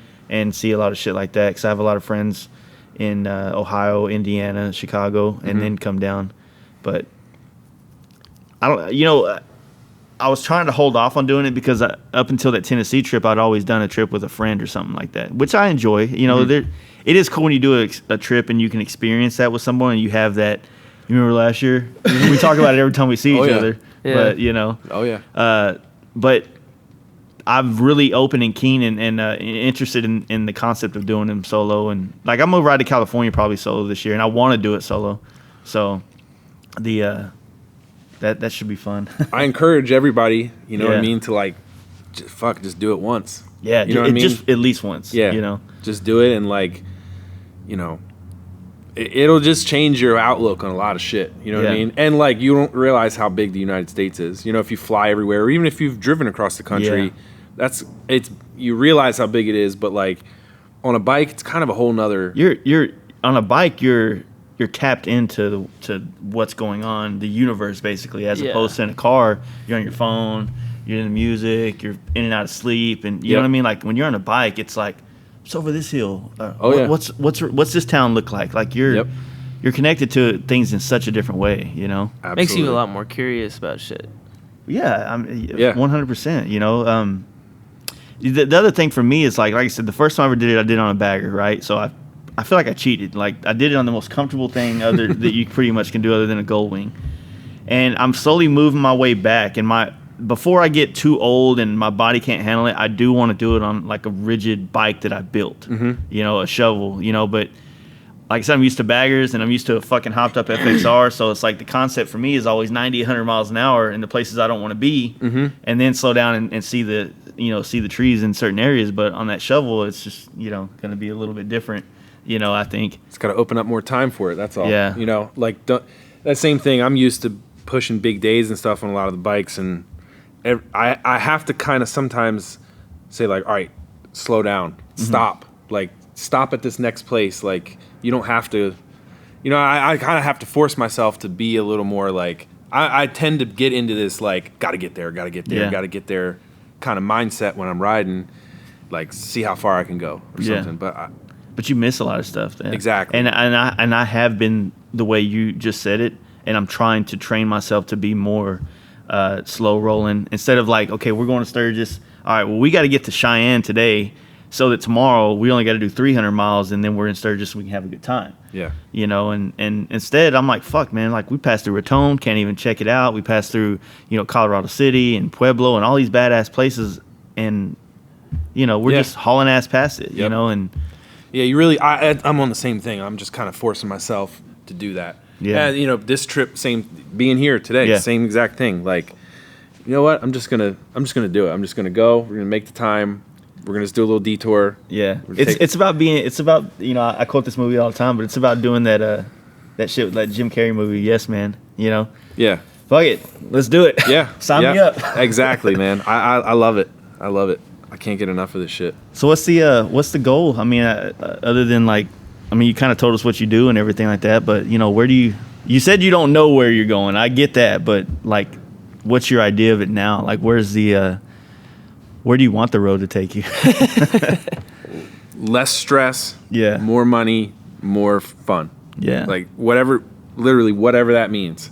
Like if bikes get to be burnt out or stressful, I'm not like. You're not obligated to stay in it. Not obligated to anything.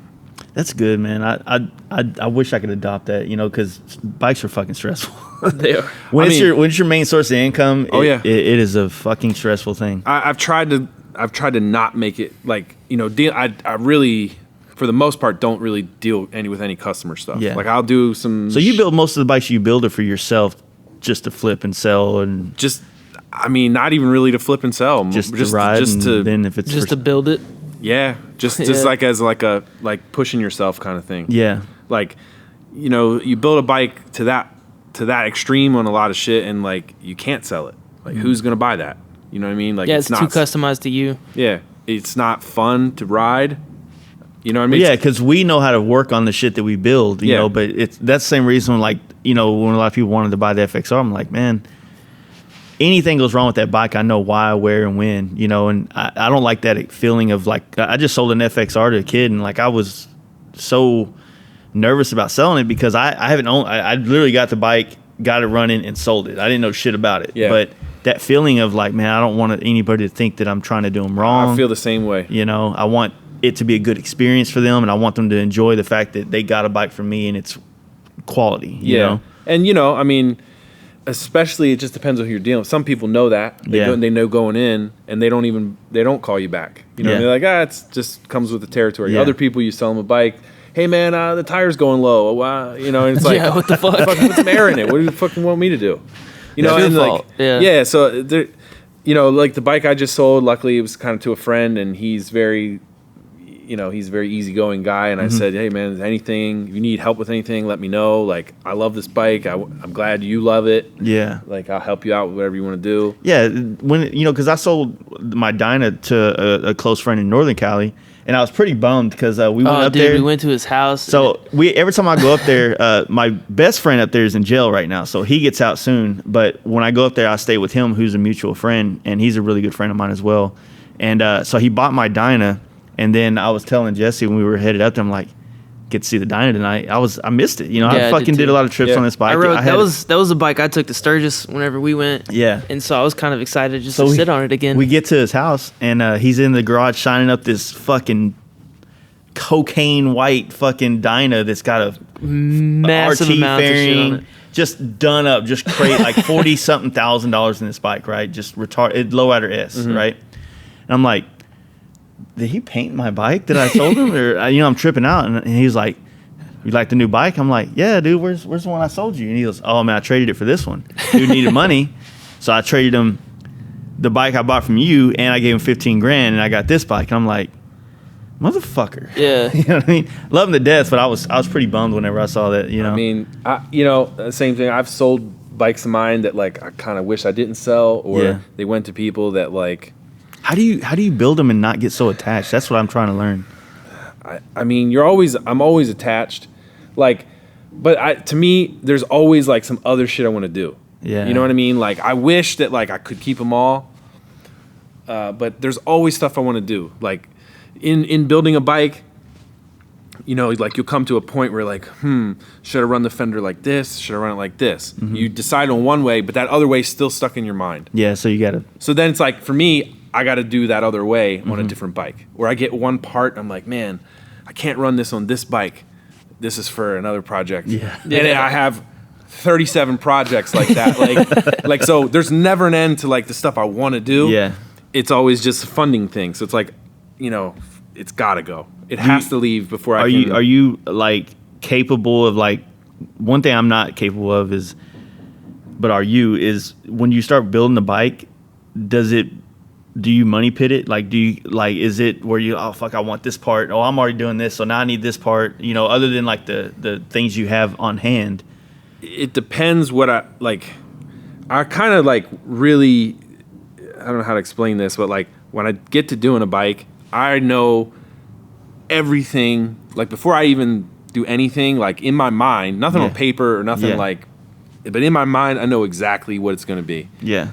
If it's going to be for a show, that's got to be like, if it's a born free type of thing, like, I go, fuck it. All the rules are fucking done. Mm-hmm. Like, whatever it is, whatever it takes to get to that, that's what it is. Like, if it's $50,000, fuck it, it's $50,000. If it's $5,000, awesome, it's $5,000. Yeah. It's got to be that. Yeah. And then there's other builds that, like, this is my bike that I'm going to ride cross country. I don't really care if I don't really care if I use a used part or if this fender's got a chip in it or whatever. It just depends what it's for. Yeah, that's probably. I mean, I better think that's way to kind look at of. it. Yeah, that's pretty much. I guess how I would do it too. I just haven't had the opportunity to build a lot of bikes that were on a lower. Lower's not the right word, but like more on a more Relaxed. relaxed budget. Yeah. You know, they start out that way, but you know, every night when I'm laying in bed and I'm flipping through Instagram or whatever I'm on, and I'm seeing people building stuff, it's like, you know, it motivates me to go one step further. Exactly. And next thing you know, I'm fucking 20 grand into this bike, 6 months, and I'm already like, fuck, man, I wouldn't mind going another 10 grand in here. And you can always find a hole to put 10 grand on a bike, man. Oh yeah, easy. So I mean, it gets to that point when I'm kind of, you know, yeah, like for example, I have a bike in mind. Okay, I definitely want to run this kind of caliper or something, right? And I got one of them, so now I got to get the other 3, or you know, whatever, you know, the other two, or just stuff like that. Like I force myself, like that's what it is. So whatever that fucking cost is to get to that, I got to do it. Like if I got to machine the wheels from scratch to get that what I need it to be. So that's the other thing. I'm excited because we're planning on starting to build more bikes and focus more on building than the paint work. I'm not saying that we're not painting anymore, but we're just trying to even them out a little bit. And so I'm excited about building bikes to where I don't have to go wild on the paint jobs, because my personal taste is like gray. Like everybody likes black, so I'm gray. I love gray. I love just that industrial vibe, and I like bringing small amounts of color in with gray and black. You know what I mean? Yeah. And I really want to build a bike like that, but I would be cutting my own throat if I took my FXR or my bagger I just did and painted it a solid color. Yep. Because we're known as a paint shop, and then it doesn't really coincide very well. So my plan is to build a couple bikes that are really clean and simple as far as paint and flashiness and stuff like that. But I sort of feel the same way, but in the opposite direction. Like I have always been like black bike, but you know, this last Dyna, I was like, man, I want to do all this chrome shit. I want to do this. I want to do a chrome one too. Like there's things like I want to do, but like it can't go on this bike I'm already doing. I got to do it. This is another project. Yeah. You know, like, or what if I did, you know, like, okay, black frame, black swing arm, black forks. Like, okay, maybe that's like a must, right? But then like, what if I did chrome forks, chrome swing arm, chrome frame? That's a whole nother, like there's so many options, and I'm like, oh shit, that's a whole nother project right there. I don't want to do that on this bike. I want this bike to be this. Do you follow like John Jessup and Dream Rides and all them up in the like Stockton area?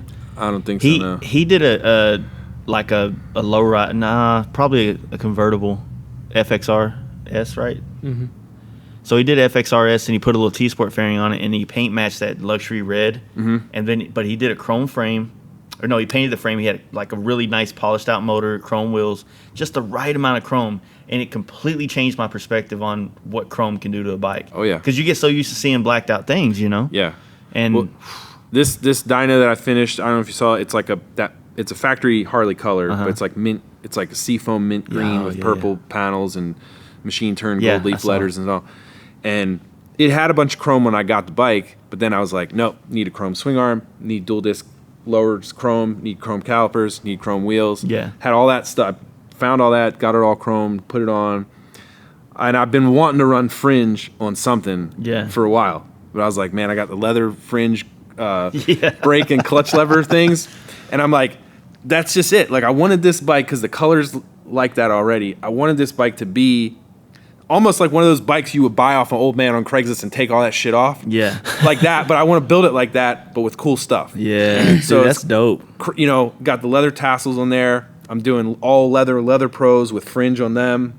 Like just stuff that you normally, you know, you wouldn't see it, but it's so not me that's what I like about it. You know what I mean? It's the opposite of what I normally. Well, you know what I've started noticing, like, and I haven't done it as much on this FXR, but I started with a simple thing. You know, they usually have those old gas caps that say like "Live to Ride" and shit. And I was like, I fucking want that, so I put it on there, and everybody goes, "Hey, did you lose your gas cap? What's up with this?" I'm like, "No, dude, that shit is fucking badass." And I've been trying to find a derby cover and like an air cleaner cover. That shit's cool to me. You know what I mean? Because it's actually. When I was younger getting into Harleys, all these T-shirts and the hog members and all this crazy shit, I was like, it's not really my thing. But now I'm like, whoever made this was fucking, like, once you start riding and it is like a lifestyle, then that shit starts to click and be like, you know, I'm kind of digging the eagle spirit right now. Yeah. Digging the eagle spirit. No, I mean, it's you know, and that's what this bike thing is, man. Like, everybody has their own taste. You know what I mean? Yeah. Like, some people like that kind of thing. Some people like 15-inch risers. Some people like 6-inch risers. Like it's Yeah. all for what you like. If you like the gas cap, man, fucking run it. Run it. Yeah. It doesn't matter. There's no right or wrong answer for any of this shit. I think that's probably. I think I've been too self-conscious about things I do because in a sense it's like I'm aiming, because this is my livelihood. I'm aiming for it to be pleasing to people that see it, to like our style, our brand, our whatever you want to call it. But the more I get into it, the more I'm starting to want to just do my own thing. But then I'm a very like Mike said it best. I'm very defensive. Just naturally, like it's just part of my personality. So it's like when someone asks me about something, it's like I got to defend that thought and that idea and my decision on it instead of just saying, "Oh, that's just what I like," and just walking away and then dropping the mic at that. That's point. what I do. I'm just like, it's just what I like, dude. Yep. Yeah. So I'm trying to get to that. I'm trying to, train my mind and brain to start thinking that way and not being so hard on myself to, fit into this, cultural gap. Yeah, there's You're basically trying to fit into the idea of what you think it is when I think everybody has their it's own like we idea. talked about before. It's like I'm inspired by a lot of people. So in turn, when you're inspired by someone, you take I don't even know if it's the right way. You're inspired by someone. So sometimes you see something, it inspires your ideas. Might have resemblances or whatnot, but and eventually after you do a couple of those things, then you start to develop your own style and your own kind of look. And I think that when it comes to building bikes, even though we built quite a few over the last 15 years, nowhere near probably as many as you have. I'm talking about maybe 1 or 2 a year since then. Now that I'm trying to do more, I feel like I'm really going to come into my own style, and it'll be something that I'll be able to be like, this is what I do. So, hope you like it. If not, you don't have to ride it. Yeah. My thing and another thing, like I try to, it's a weird thing. Like I try to kind of hang around. Like if I have a bike in a show, I like to hang around and kind of just hear what people say about it. So like, was my idea, was it overlooked, or what is somebody's thought on like this thing that I did, or I snuck in there? Did they catch it? Did they not catch it? And like I have all these weird things with bikes. Like I almost always build shit in pairs. Yeah. Like a lot of it comes from like, okay, I'm looking for a set of wheels or something. I find those wheels, and then like boom, another set will pop up, and I don't need them because I already have them. And I'll be like, I'll get those too. Yeah. And so I have extra parts. So then I'm like, all right, well this one's done. This bike's finished, and the next one. Remember that idea how I wanted to run the fender this way? Well, I didn't do it. So on this bike, I'm gonna run the fender that way, and I'm gonna use the same kind of wheels. It'll be like a version, of each bike. Like you can look at all my bikes from the start to now. They all have something that kind of goes from one to the next, whether it's color or a part or something, but there's a definite like thing that ties them all together. Yeah. You know what I mean? Like a style or something that just goes together. And I try to keep it like a storyline almost. Like this bike goes with this bike, but then that bike also links to this bike, and then this bike links to that bike. So it's just like a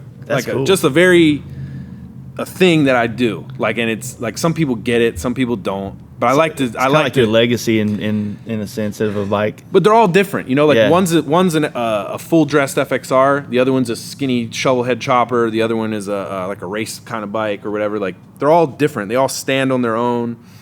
They all have a personality of their own. But there's things that like you can just, if you put them in a line, you would go like, yeah, it makes perfect sense. Yeah, all those bikes together, they all make sense. Yeah. You know what I mean? So back to kind of your story thing. So when you taught yourself how to weld and stuff like that, but did you also get into where you wanted to be more fluid in mechanics, or was that something you already kind of knew back in your car days? I had a good grasp of the mechanical kind of stuff, like just in general. Yeah. I definitely had lefty and righty tighty, lefty loosey. Of course. And but I mean, I definitely had people that kind of helped me, like my one guy from back home who's sort of built a bunch of motors for me and stuff, and like he's taught me, even if he's doing the shit, I'm like, I want to be there and watch. Like I'm sure everybody's like that. They just, you want to know. And I've slowly gone from like being like, I'll pick up my motor next month, to like being like doing the whole thing by myself. Now I'm like getting into where I can do a whole motor by myself. I'm getting to the. I mean, there's things that like, yeah, I will leave to someone that's better than me. Yeah. But I want to be able to have accomplished all of it. Yeah. You know what I mean? So I've done bottom end, top end, case repair, fabrication. I really haven't painted. That's the only thing I haven't really tried yet, and I want to do it. I've done body work on my sucks. bikes. Well, yeah, I mean, like, so each one of my bikes, the same thing. Like, maybe I didn't do this entire bike. Like, I had somebody, I had a guy paint this one, or I had, but I did the motor and I did the body work. Yeah. Or, this one, the body work was done by somebody else, but I did the whatever. You know what I mean? Like, I try to, you can do everything yourself, but I feel like it's kind of better to delegate shit out to people that are skilled. You know what I mean? I got a close friend that he did the motor on that, and he's kind of that, like, I can do top end stuff, you know what I mean? Like, that stuff's real simplistic. It's like working on a 350 Chevy. There's nothing to it. But I haven't done anything in the bottom end. I don't know shit about that stuff, and I really want to learn it more. I want to be. There is a real sense of accomplishment when you know for a fact that what you're sitting on riding, you can literally do everything on it. Yeah. From the welding of something to the assembly of the motor, and it's a euphoric feeling. You've I think touched everything on there. Like, it's a good feeling. I mean, it's also frustrating when, like, there's times when I'm just like, man, I fucking hate this. I just want to give it to somebody and have them fix it because I've fucked with this stupid magneto 1,000 times. I can't get it to work the way it's supposed to, or whatever. You know what I mean? Like, the turbo situation on my bike, it's fine. I'm sure there's somebody that could probably, like, tune it better than me. Yeah. You know what I mean? And, like, I'm to the point where, like, man, but I don't know. Like you said, it feels you feel accomplished when you do stuff, like when you figure stuff out. And that's the best way. I learned that way. You know what I mean? I can't read a book and do it. Like, I don't even own manual. I mean, maybe I own them, but yeah, I don't. I'm much more of like watch it on YouTube than read a manual person. Like, I need to see it or just try it. Yeah. And I've been the last like year and a half. I've been trying to, and not to say that the people that are close to me are I'm just using them, but I try to surround myself with people that have skill sets that I really respect, and and just even if it's natural conversation like what we're having, I'll gain from that. I'll gain from their perspectives on things, and and I try to, like I said, I don't know. I wasn't trying to, but when I became friends with Mike, FXR Mike, and Carlos, and all them, I gradually I wanted to be around them because they're accomplished welders, and being around them, just seeing how they, their mannerisms is something that I pay attention to, you know, and it just made me want to get more into this, or I felt like I was closer to the craft that I want to learn. As a, same thing with like mechanics, like. There's not a whole lot of them here that I know in Dallas, but like my good friend Mark from Austin, it's like he's so technical though that I feel like I'm talking to a book. He's like, he knows all the specs, everything in his head, and I was like, just work. I just want to watch you work on it. You know what I mean? So, but that's kind of the same thing. It's like I want to learn it, I want to feel it, understand it, and like I said, not just building a frame, but being able to take that shovel or whatever it is I'm working on and understand it through and through. So it takes time. I mean, like, we're talking about like, and I've been doing this 9 years in the real, that really ain't shit. Yeah. Like, I know guys have been doing this shit 60 years, you know what I mean? And they're still like, well, I didn't know that. Or, they have only built a couple bikes over that many years. I mean, they're good at what they do. So, I mean, I sometimes get a little bit like down on myself. Like, man, I should be like, I should be better at this than I am, or I should. Well, that's because, and I'm hard on myself with everything I do the same way. It's because of, like I said, we share that characteristic of a very obsessed, determined type person. So it's like, it's almost like results don't happen fast enough. Yeah. Because we're constantly thinking and planning that like the results that we want. It's like it just can't happen quick enough sometimes. Yeah. And I sometimes have to check myself and be like, relax. You know what I mean? You got plenty of time to like figure out whatever you're trying to figure out, or like, you know what I mean? I make unrealistic deadlines in my mind for myself all the time. Like like the IMS show that was in Dallas, it's fucking IMS show. There's nothing going. I might get a piece of paper that says congratulations, you know. But I made this deadline almost to the point to where it was going to be the end of the world. I'm the same way. You know, and it's like, you know, my wife's pissed off at me because I'm being a dick, and you know, he probably can't stand me because I'm a dick to him up here, and you know, I'm just stressing out, and you know, it's because I made this thing so important that it's really not, you know. That's I kind of got to like a little bursting point with that, like on the last like couple bikes building. Like I got the 2 years, 3 years ago, whatever, Born Free. It was that to the max, man. Like it was just the highest and the lowest I've ever been in like one day. And it just, I kind of was just like, you know what? Like, man, these fucking deadlines really aren't important. Yeah. Like it's a show. I get it. And all of us like want to do our best work and shit. But like at the end of the day, like what happens on Sunday? Everybody leaves. Yeah. We go, see you later. Thanks for coming. Yeah. No one's like, hey, I want to talk to you more about how hard you work. Yeah. No, not at all. Yeah. So it's like, yeah, of course I want to do my best, but like, you know what? Like, if something doesn't happen, fuck it. Yeah. You know what I mean? Like, if something, like, I gotta adopt that big time. like you like I was like getting sick over the shit. You know what I Yeah. mean? Like just stressed and terrible and just feeling just bad. You know? And I Yeah. just got to the point where I was like, this ain't worth it. It takes the fun out of it for sure. For sure, Like yeah. it's not fun building bikes like that. I mean, I have a hard time pulling away from that same mentality, but you after a while you just kind of have to. Yeah, when I was doing the FXR last year, the whole goal was to have it ready for Born Free. But we had Rot Rally down in Austin, which was exactly a week prior to that.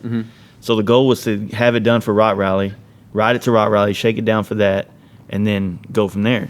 And so that was like June 10th or 11th, and then my wife and our anniversary is like May 15th. So this is right when I'm painting the bike. And I think I already told this story last time. But Yeah. make a long story short, it's like I did a couple things on the paint job, and then we went for a weekend getaway, and it was the worst thing ever. Like I was not there. I was completely not there. You know, on my phone, looking at pictures I took of the bike before I left, trying to figure out if what I did was good or not. And by the time I got back, I just started all the way over. You know what I mean? And like I said, once again, I was so stressed out about the build because guys like Paul came through and really took care of me on the wheels. My buddy Mark really helped me out building this motor. So I was more like, all right, people help me out on here. Yeah. So now I have to do the best that I can Of course. to use whatever I have to show off my friends and the help that I was given to me. Yeah. So that added stress really was fucking me up. Like that was probably, you know, and then it's like, you know, the trip's coming. That's my vacation. I just want to get away. And then I'm having primary problems all the way to California. Yeah. You know, so it was like but I still loved it. It's substance, man. It gave that year a lot of shit to remember. I did it, you know, like I was getting my bike to bring down here for Giddy Up, and I was like, man, I had a rear rocker box that was leaking pretty good due to like the way it was made, just stuff like you know, like, and I had that bike had been kind of sitting for a while because you know, shit goes and you're just like, fuck you, I'll deal with you later. Yeah. And you do something else and you build another bike and you go, yeah, I'll go back to that later. And I kept doing that, and then I was like, shit, I got to take this thing to Texas. So I went through like a couple days before, you know, re-bled the brakes, make sure everything was good. The battery was in there, took shit, I put a new battery in that didn't fit the right way. So I had to fuck with the seat to get it on, you know, all that stuff. And I was kind of like, getting crazy, like, I got to leave, I got to get this thing done. And like I pulled it out, I went to like finish everything, let me start it and make sure everything's good. The starter took a shit. Damn. I'm like, man. And I just was like, fuck it, I'm just going to throw it in the van and take it down there. And if it gets fixed, it gets fixed. I was like getting so stressed up to the point where I had to be like, check yourself. Yeah. Hold on. What is this for? Yeah. It's for fucking Giddy Up.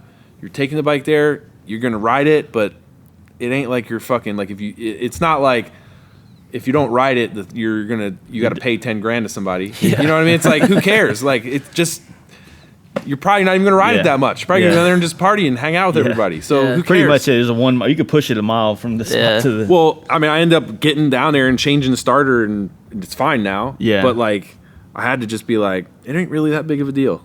Yeah. You know what I mean? You just have to kind of step back. I feel, because I've been in the situation, I feel for a lot of the dudes that are doing the show class thing and doing Born Free and stuff, like they're first time guys or second time guys. It's like, man, I've been in those shoes, and every year it seems like you gotta go crazier. You gotta do more wild shit, or else, like, who are you?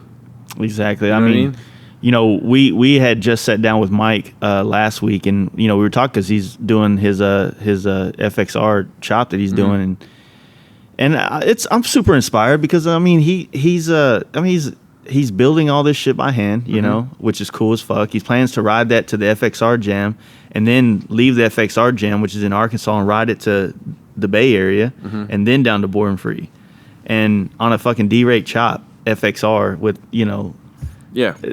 To me, I'm like, that's a level of badass that I hope that I achieve in my in my years to come. You know what I mean?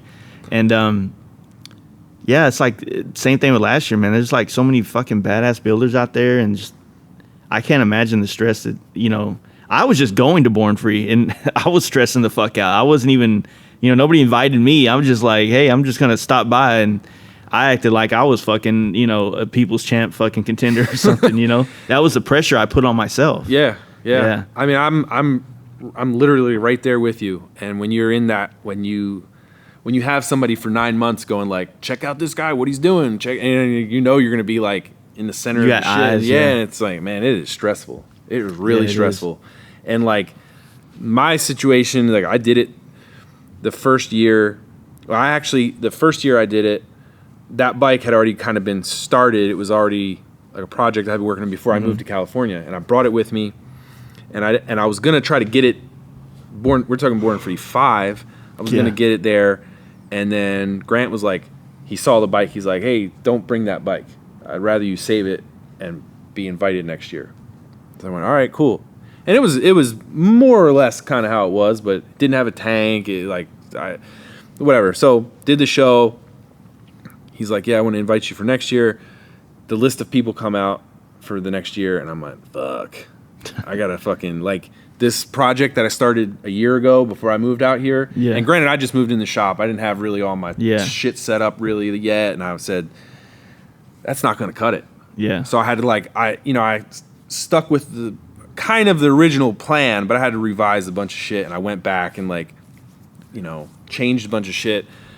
That bike came out, and it was definitely different than all the other bikes that year. And I think I didn't win anything, but it was a really good accomplishment for me personally, and just getting the feed, because I know it wasn't the type of bike that the guy with the long chopper with the rabbit ear bars is going to dig. But a ton of those people came up and said, "Man, fucking thing's bad," and I was like, "Damn, that meant something to me." You know what I mean? Good.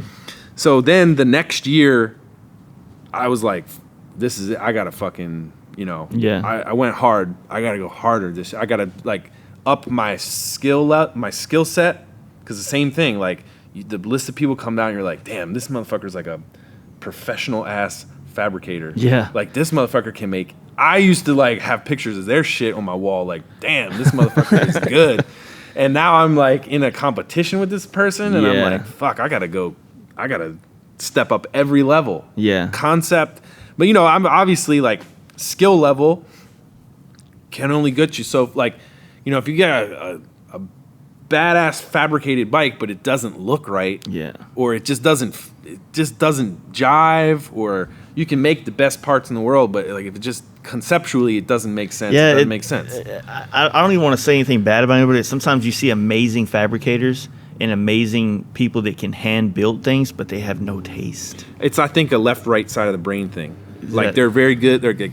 Engineers are the same way. Yeah. They can machine, and machinists, they can fucking machine the shit out of every fucking part, and every little nut and bolt is fucking perfect, but it just looks like a bunch of machined parts. It doesn't really have a good vibe, or it just, they miss the mark.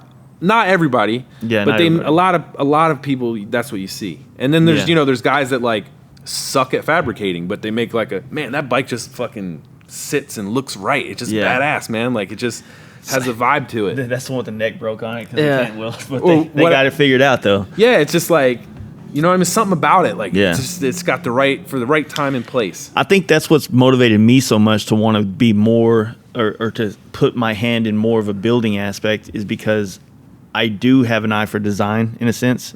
And or at least I feel like I do. You know what I mean? So it's like I see and I have a million ideas of these bikes that I want to build, from chops to baggers to FXRs and Dynas, and I even want to do an adventure bike. I want to get down on a fucking GS 1200. Yep. Yeah. You know, like I'm planning on doing that. So, but you know, I get all these crazy ideas and I want to be able to do them, and I don't want to be like, you know how frustrating it is, even as now when I build a bike and I have to have someone do something for me that I don't know how to do. Yep. And how awkward it is when you tell them what they just did is fucking hideous. Yep. It's like, I you know, same thing. Even when it comes to screen printing t-shirts, I'm like, motherfucker, I'm just going to go buy a screen printer and do this shit myself. Yep. Because it's hard to relinquish that control of how you're going to be, how your shit's going to look to somebody that might be capable to do it, but just doesn't have the eye for it. Yep. You know? Yeah, you run into that a lot. I mean, I definitely like, there's things that, and it's all, you know, it's frustrating for me. It's like, I know what I need this to be. I know what I want it to look like. I know how I want it to fit. And like just conveying that to somebody and having them nail it is really hard. And not being able to do it yourself is super frustrating. You know what I do sometimes whenever I'm like on some of the motivation building this bike or something, like, is I envision myself in kind of like a third person kind of thing, where, all right, man, I can't wait to ride this down the coast. So I envision myself on PCH riding this bitch from like Malibu to Venice, you know, it's looking at it from the side. Like I see myself in my mind riding it. And then that's my motivation. And then once I'm there doing it, it's like, it's an orgasmic mind type feeling. You know what I mean? You're just like, oh fuck, I'm doing it. You know? Yeah. I just came. I just came mentally, you know, that's kind of what I do. And that's what motivates me to like push through projects, push through those hard times. And I guess that's what's also put so much stress on me, is because I'm chasing that vision I had. You know what I mean? Yeah, I feel you. So what's the, you know, you were telling me that the next trip you're going to be doing is going to be that up to Vancouver over. Yeah, so I'm picking up another just motor, frame, and wire harness next week, and I'm gonna build another Dyna off of that, like it's a T-Sport, but it's gonna be a sort of a specialty T-Sport. I'm gonna go from Long Beach to Vancouver. I have a map of all the states I've ridden through, and So you're going to knock off some more? this trip will finish up my 48 states. Nice. So I'll get Washington and Oregon, which I've never been up there. I can't believe that. I mean, I've been there, but never on my bike riding through it. So get those, probably just pop into Vancouver area just because I'm there. Yeah. It's supposed to be fucking beautiful up there. Yeah, especially in the summer. I don't have North Dakota, so I'm going to kind of ride across, then dip back down North Dakota, go over the Great Lakes, and then, you know, I don't know how far I'm going to go back down or not, but I'm going to hit Maine, New Hampshire, Vermont. That'll be done. I've never got that far up north. And you live that way? Yeah, I've gone like New It's York. like going here to Austin. Yeah, like New York. I've done all that, but never up there. So I'm gonna hit those and then drop back down to Maryland. You know, see friends, and then on the way home, I'll get Kentucky and Missouri, and that's it. It's all 48. Nice. I've got them all knocked out after that. I'm really just lacking Northeast and a couple Northwest. Everything South, I'm solid filled. You know, ridden through it. But some of them I don't even feel like they count. Like when you just pass through a little tip of it. Like I feel like that I need to, like I've ridden through Georgia, but not. You know, when you're in Birmingham and you're going to Chattanooga, you literally cross into Georgia. For like 5 minutes or something. Yeah. So it's like it's cheating in my opinion. I've done that. And I didn't cross off Georgia before. A couple years ago, I did that, Birmingham to Chattanooga. But this time, I was like, all right, I could do my normal, like, you know, route and do all the beautiful scenery, but I was like, I need to get South Carolina and Georgia. So I was like, fuck it, I'm just going all the way down to Atlanta and then over to Birmingham. Yeah. That way...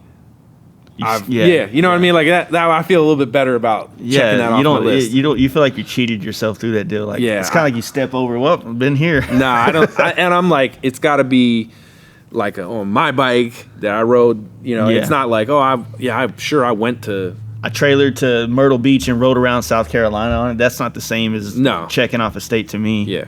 You know, but yeah, that's crazy, man. Like fucking Chattanooga's a dope ass little town. I liked what it, yeah. it's a cool little tucked in a little mountain and river or whatever.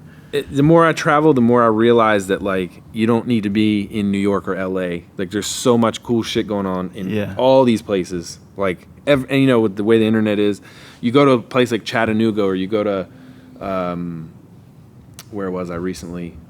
Like Cincinnati and I can't even think. Cincinnati's pretty bad. It's a really old school vibe in there. But just like there's cool shit going on in every little city. It's like now. right there in Cincinnati. It's on the river, and then right across you're in Kentucky again, right? Yeah. And like just in so Kentucky we, like, right there. took a cab across the river and got fucking hammered drunk over there too. There's all kind of cool shit in every little city, man. Everywhere I go, I'm like, man, I could probably live here. It's kind of cool place, you know? That's how I felt with Nashville, dude. Nashville's fun. I like Asheville a lot. Asheville's North badass, Carolina. yeah. But I like having, you know, Long Beach and Baltimore. They're like complete opposites. You know, they're as far east and west as you can go. And if I lived like if I ever was to like live in Austin, that would probably limit my like cross country travel. Yeah. I'd be like one half or the other or something. And that's pretty much how I am, you know. Yeah, he's because- one half basically. Yeah, so I'm good with going to the West Coast, but you know, it's I'm not like gonna go east and then west. You know what I mean? So it definitely does change the dynamic. I feel like it makes it easier in some to do things, but it's like I was saying with my FXR. It's like I'm glad I'm taking it to Daytona because now I can say that it was on the East Coast, like officially. Yep. But it still is not like I rode from Long Beach to Daytona. You know what I mean? Yeah. So I didn't get to see it in that perspective, but you know, it is cool. You got time. Plenty of time to do it. Hopefully. So, well, shit, man. How long are we on there? About 2 hours almost. That's cool. An hour and 50 Anything minutes. else you got going on you want to plug, let people know about, man? Not really. I mean, like, you know, I mean, sure, hop on my website and buy a shirt or something, I guess. What's the website? Thecutrate.com. Hopefully, I don't know, I haven't restocked the web store in a while, so maybe there's stuff on there. I'm not even You sure. gotta get off your bike, man. I know. I gotta kind of focus on some other shit. Well, cool, man. But yeah, that's about it, man. Just traveling. Hopefully, like, you know, whoever's listening to this, I'll see you guys. Yeah, man.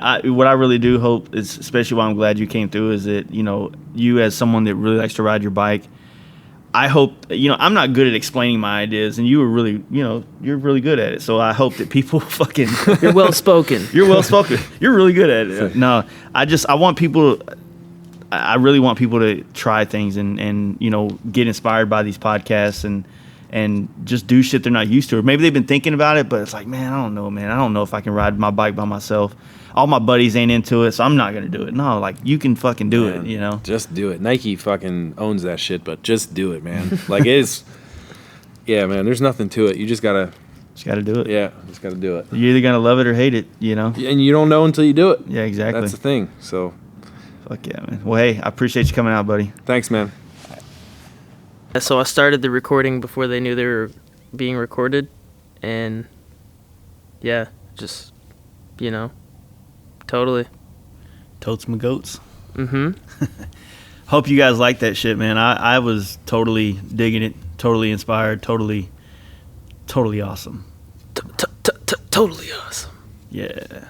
Yeah, it was fun. I didn't talk much because I was just in awe of how fucking cool he is, I guess. It's like, damn. Nerding out, huh? Yeah, dude, fucking, oh my god, I want to go to Tokyo so bad. That just sounds fucking... I just want to go. The fact he dropped everything and was just like, fucking, I'm going. And he came back with, like, sustenance from that, you know what I mean? Yeah. That's fucking dope. Like, Yeah, it's pretty fucking rad. I just feel like that's what I gotta do. I just gotta put myself in a shitty situation and rise above Just it, I quit guess. and run Yeah, away. just quit, yeah. Anyway, I hope you guys liked him. Check him out. The Cut Rate, just the Cut Rate on Instagram. Just the cut. I think also if you go to thecutrate.com, you can see some of the clothing that his brand, which they have everything from like jeans and socks and shirts and like different like seasons of wear, I guess, seasonal wear. I don't fucking know the the terminology of that scene. You know what I mean? But check his shit out. You know, support fucking rad dudes that do rad shit like he does. So also support these rad dudes: Manic Crew, manicrew.com, Paint Huffer, Metal Flake, painthuffer.com, Texas Performance MC, texasperformancemc.com, and our boy Dan at mcshoptees.com. Don't forget, you can subscribe to that t-shirt deal subscription From earlier. and also when you check out, use Fast Life at checkout to get $3 off the first month's t-shirt. Please. Also, don't forget, check us out.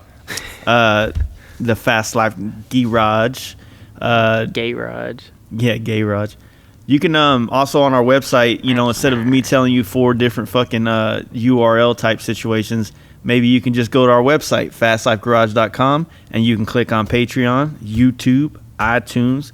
You can see like cool pictures of me, you know, about me. You can read about me on the About Me section. I think there's something about Jesse, but Gay. definitely not entertaining. Yeah. I'm the most entertaining person at this table right now. Your mom's entertaining. Your mom, too.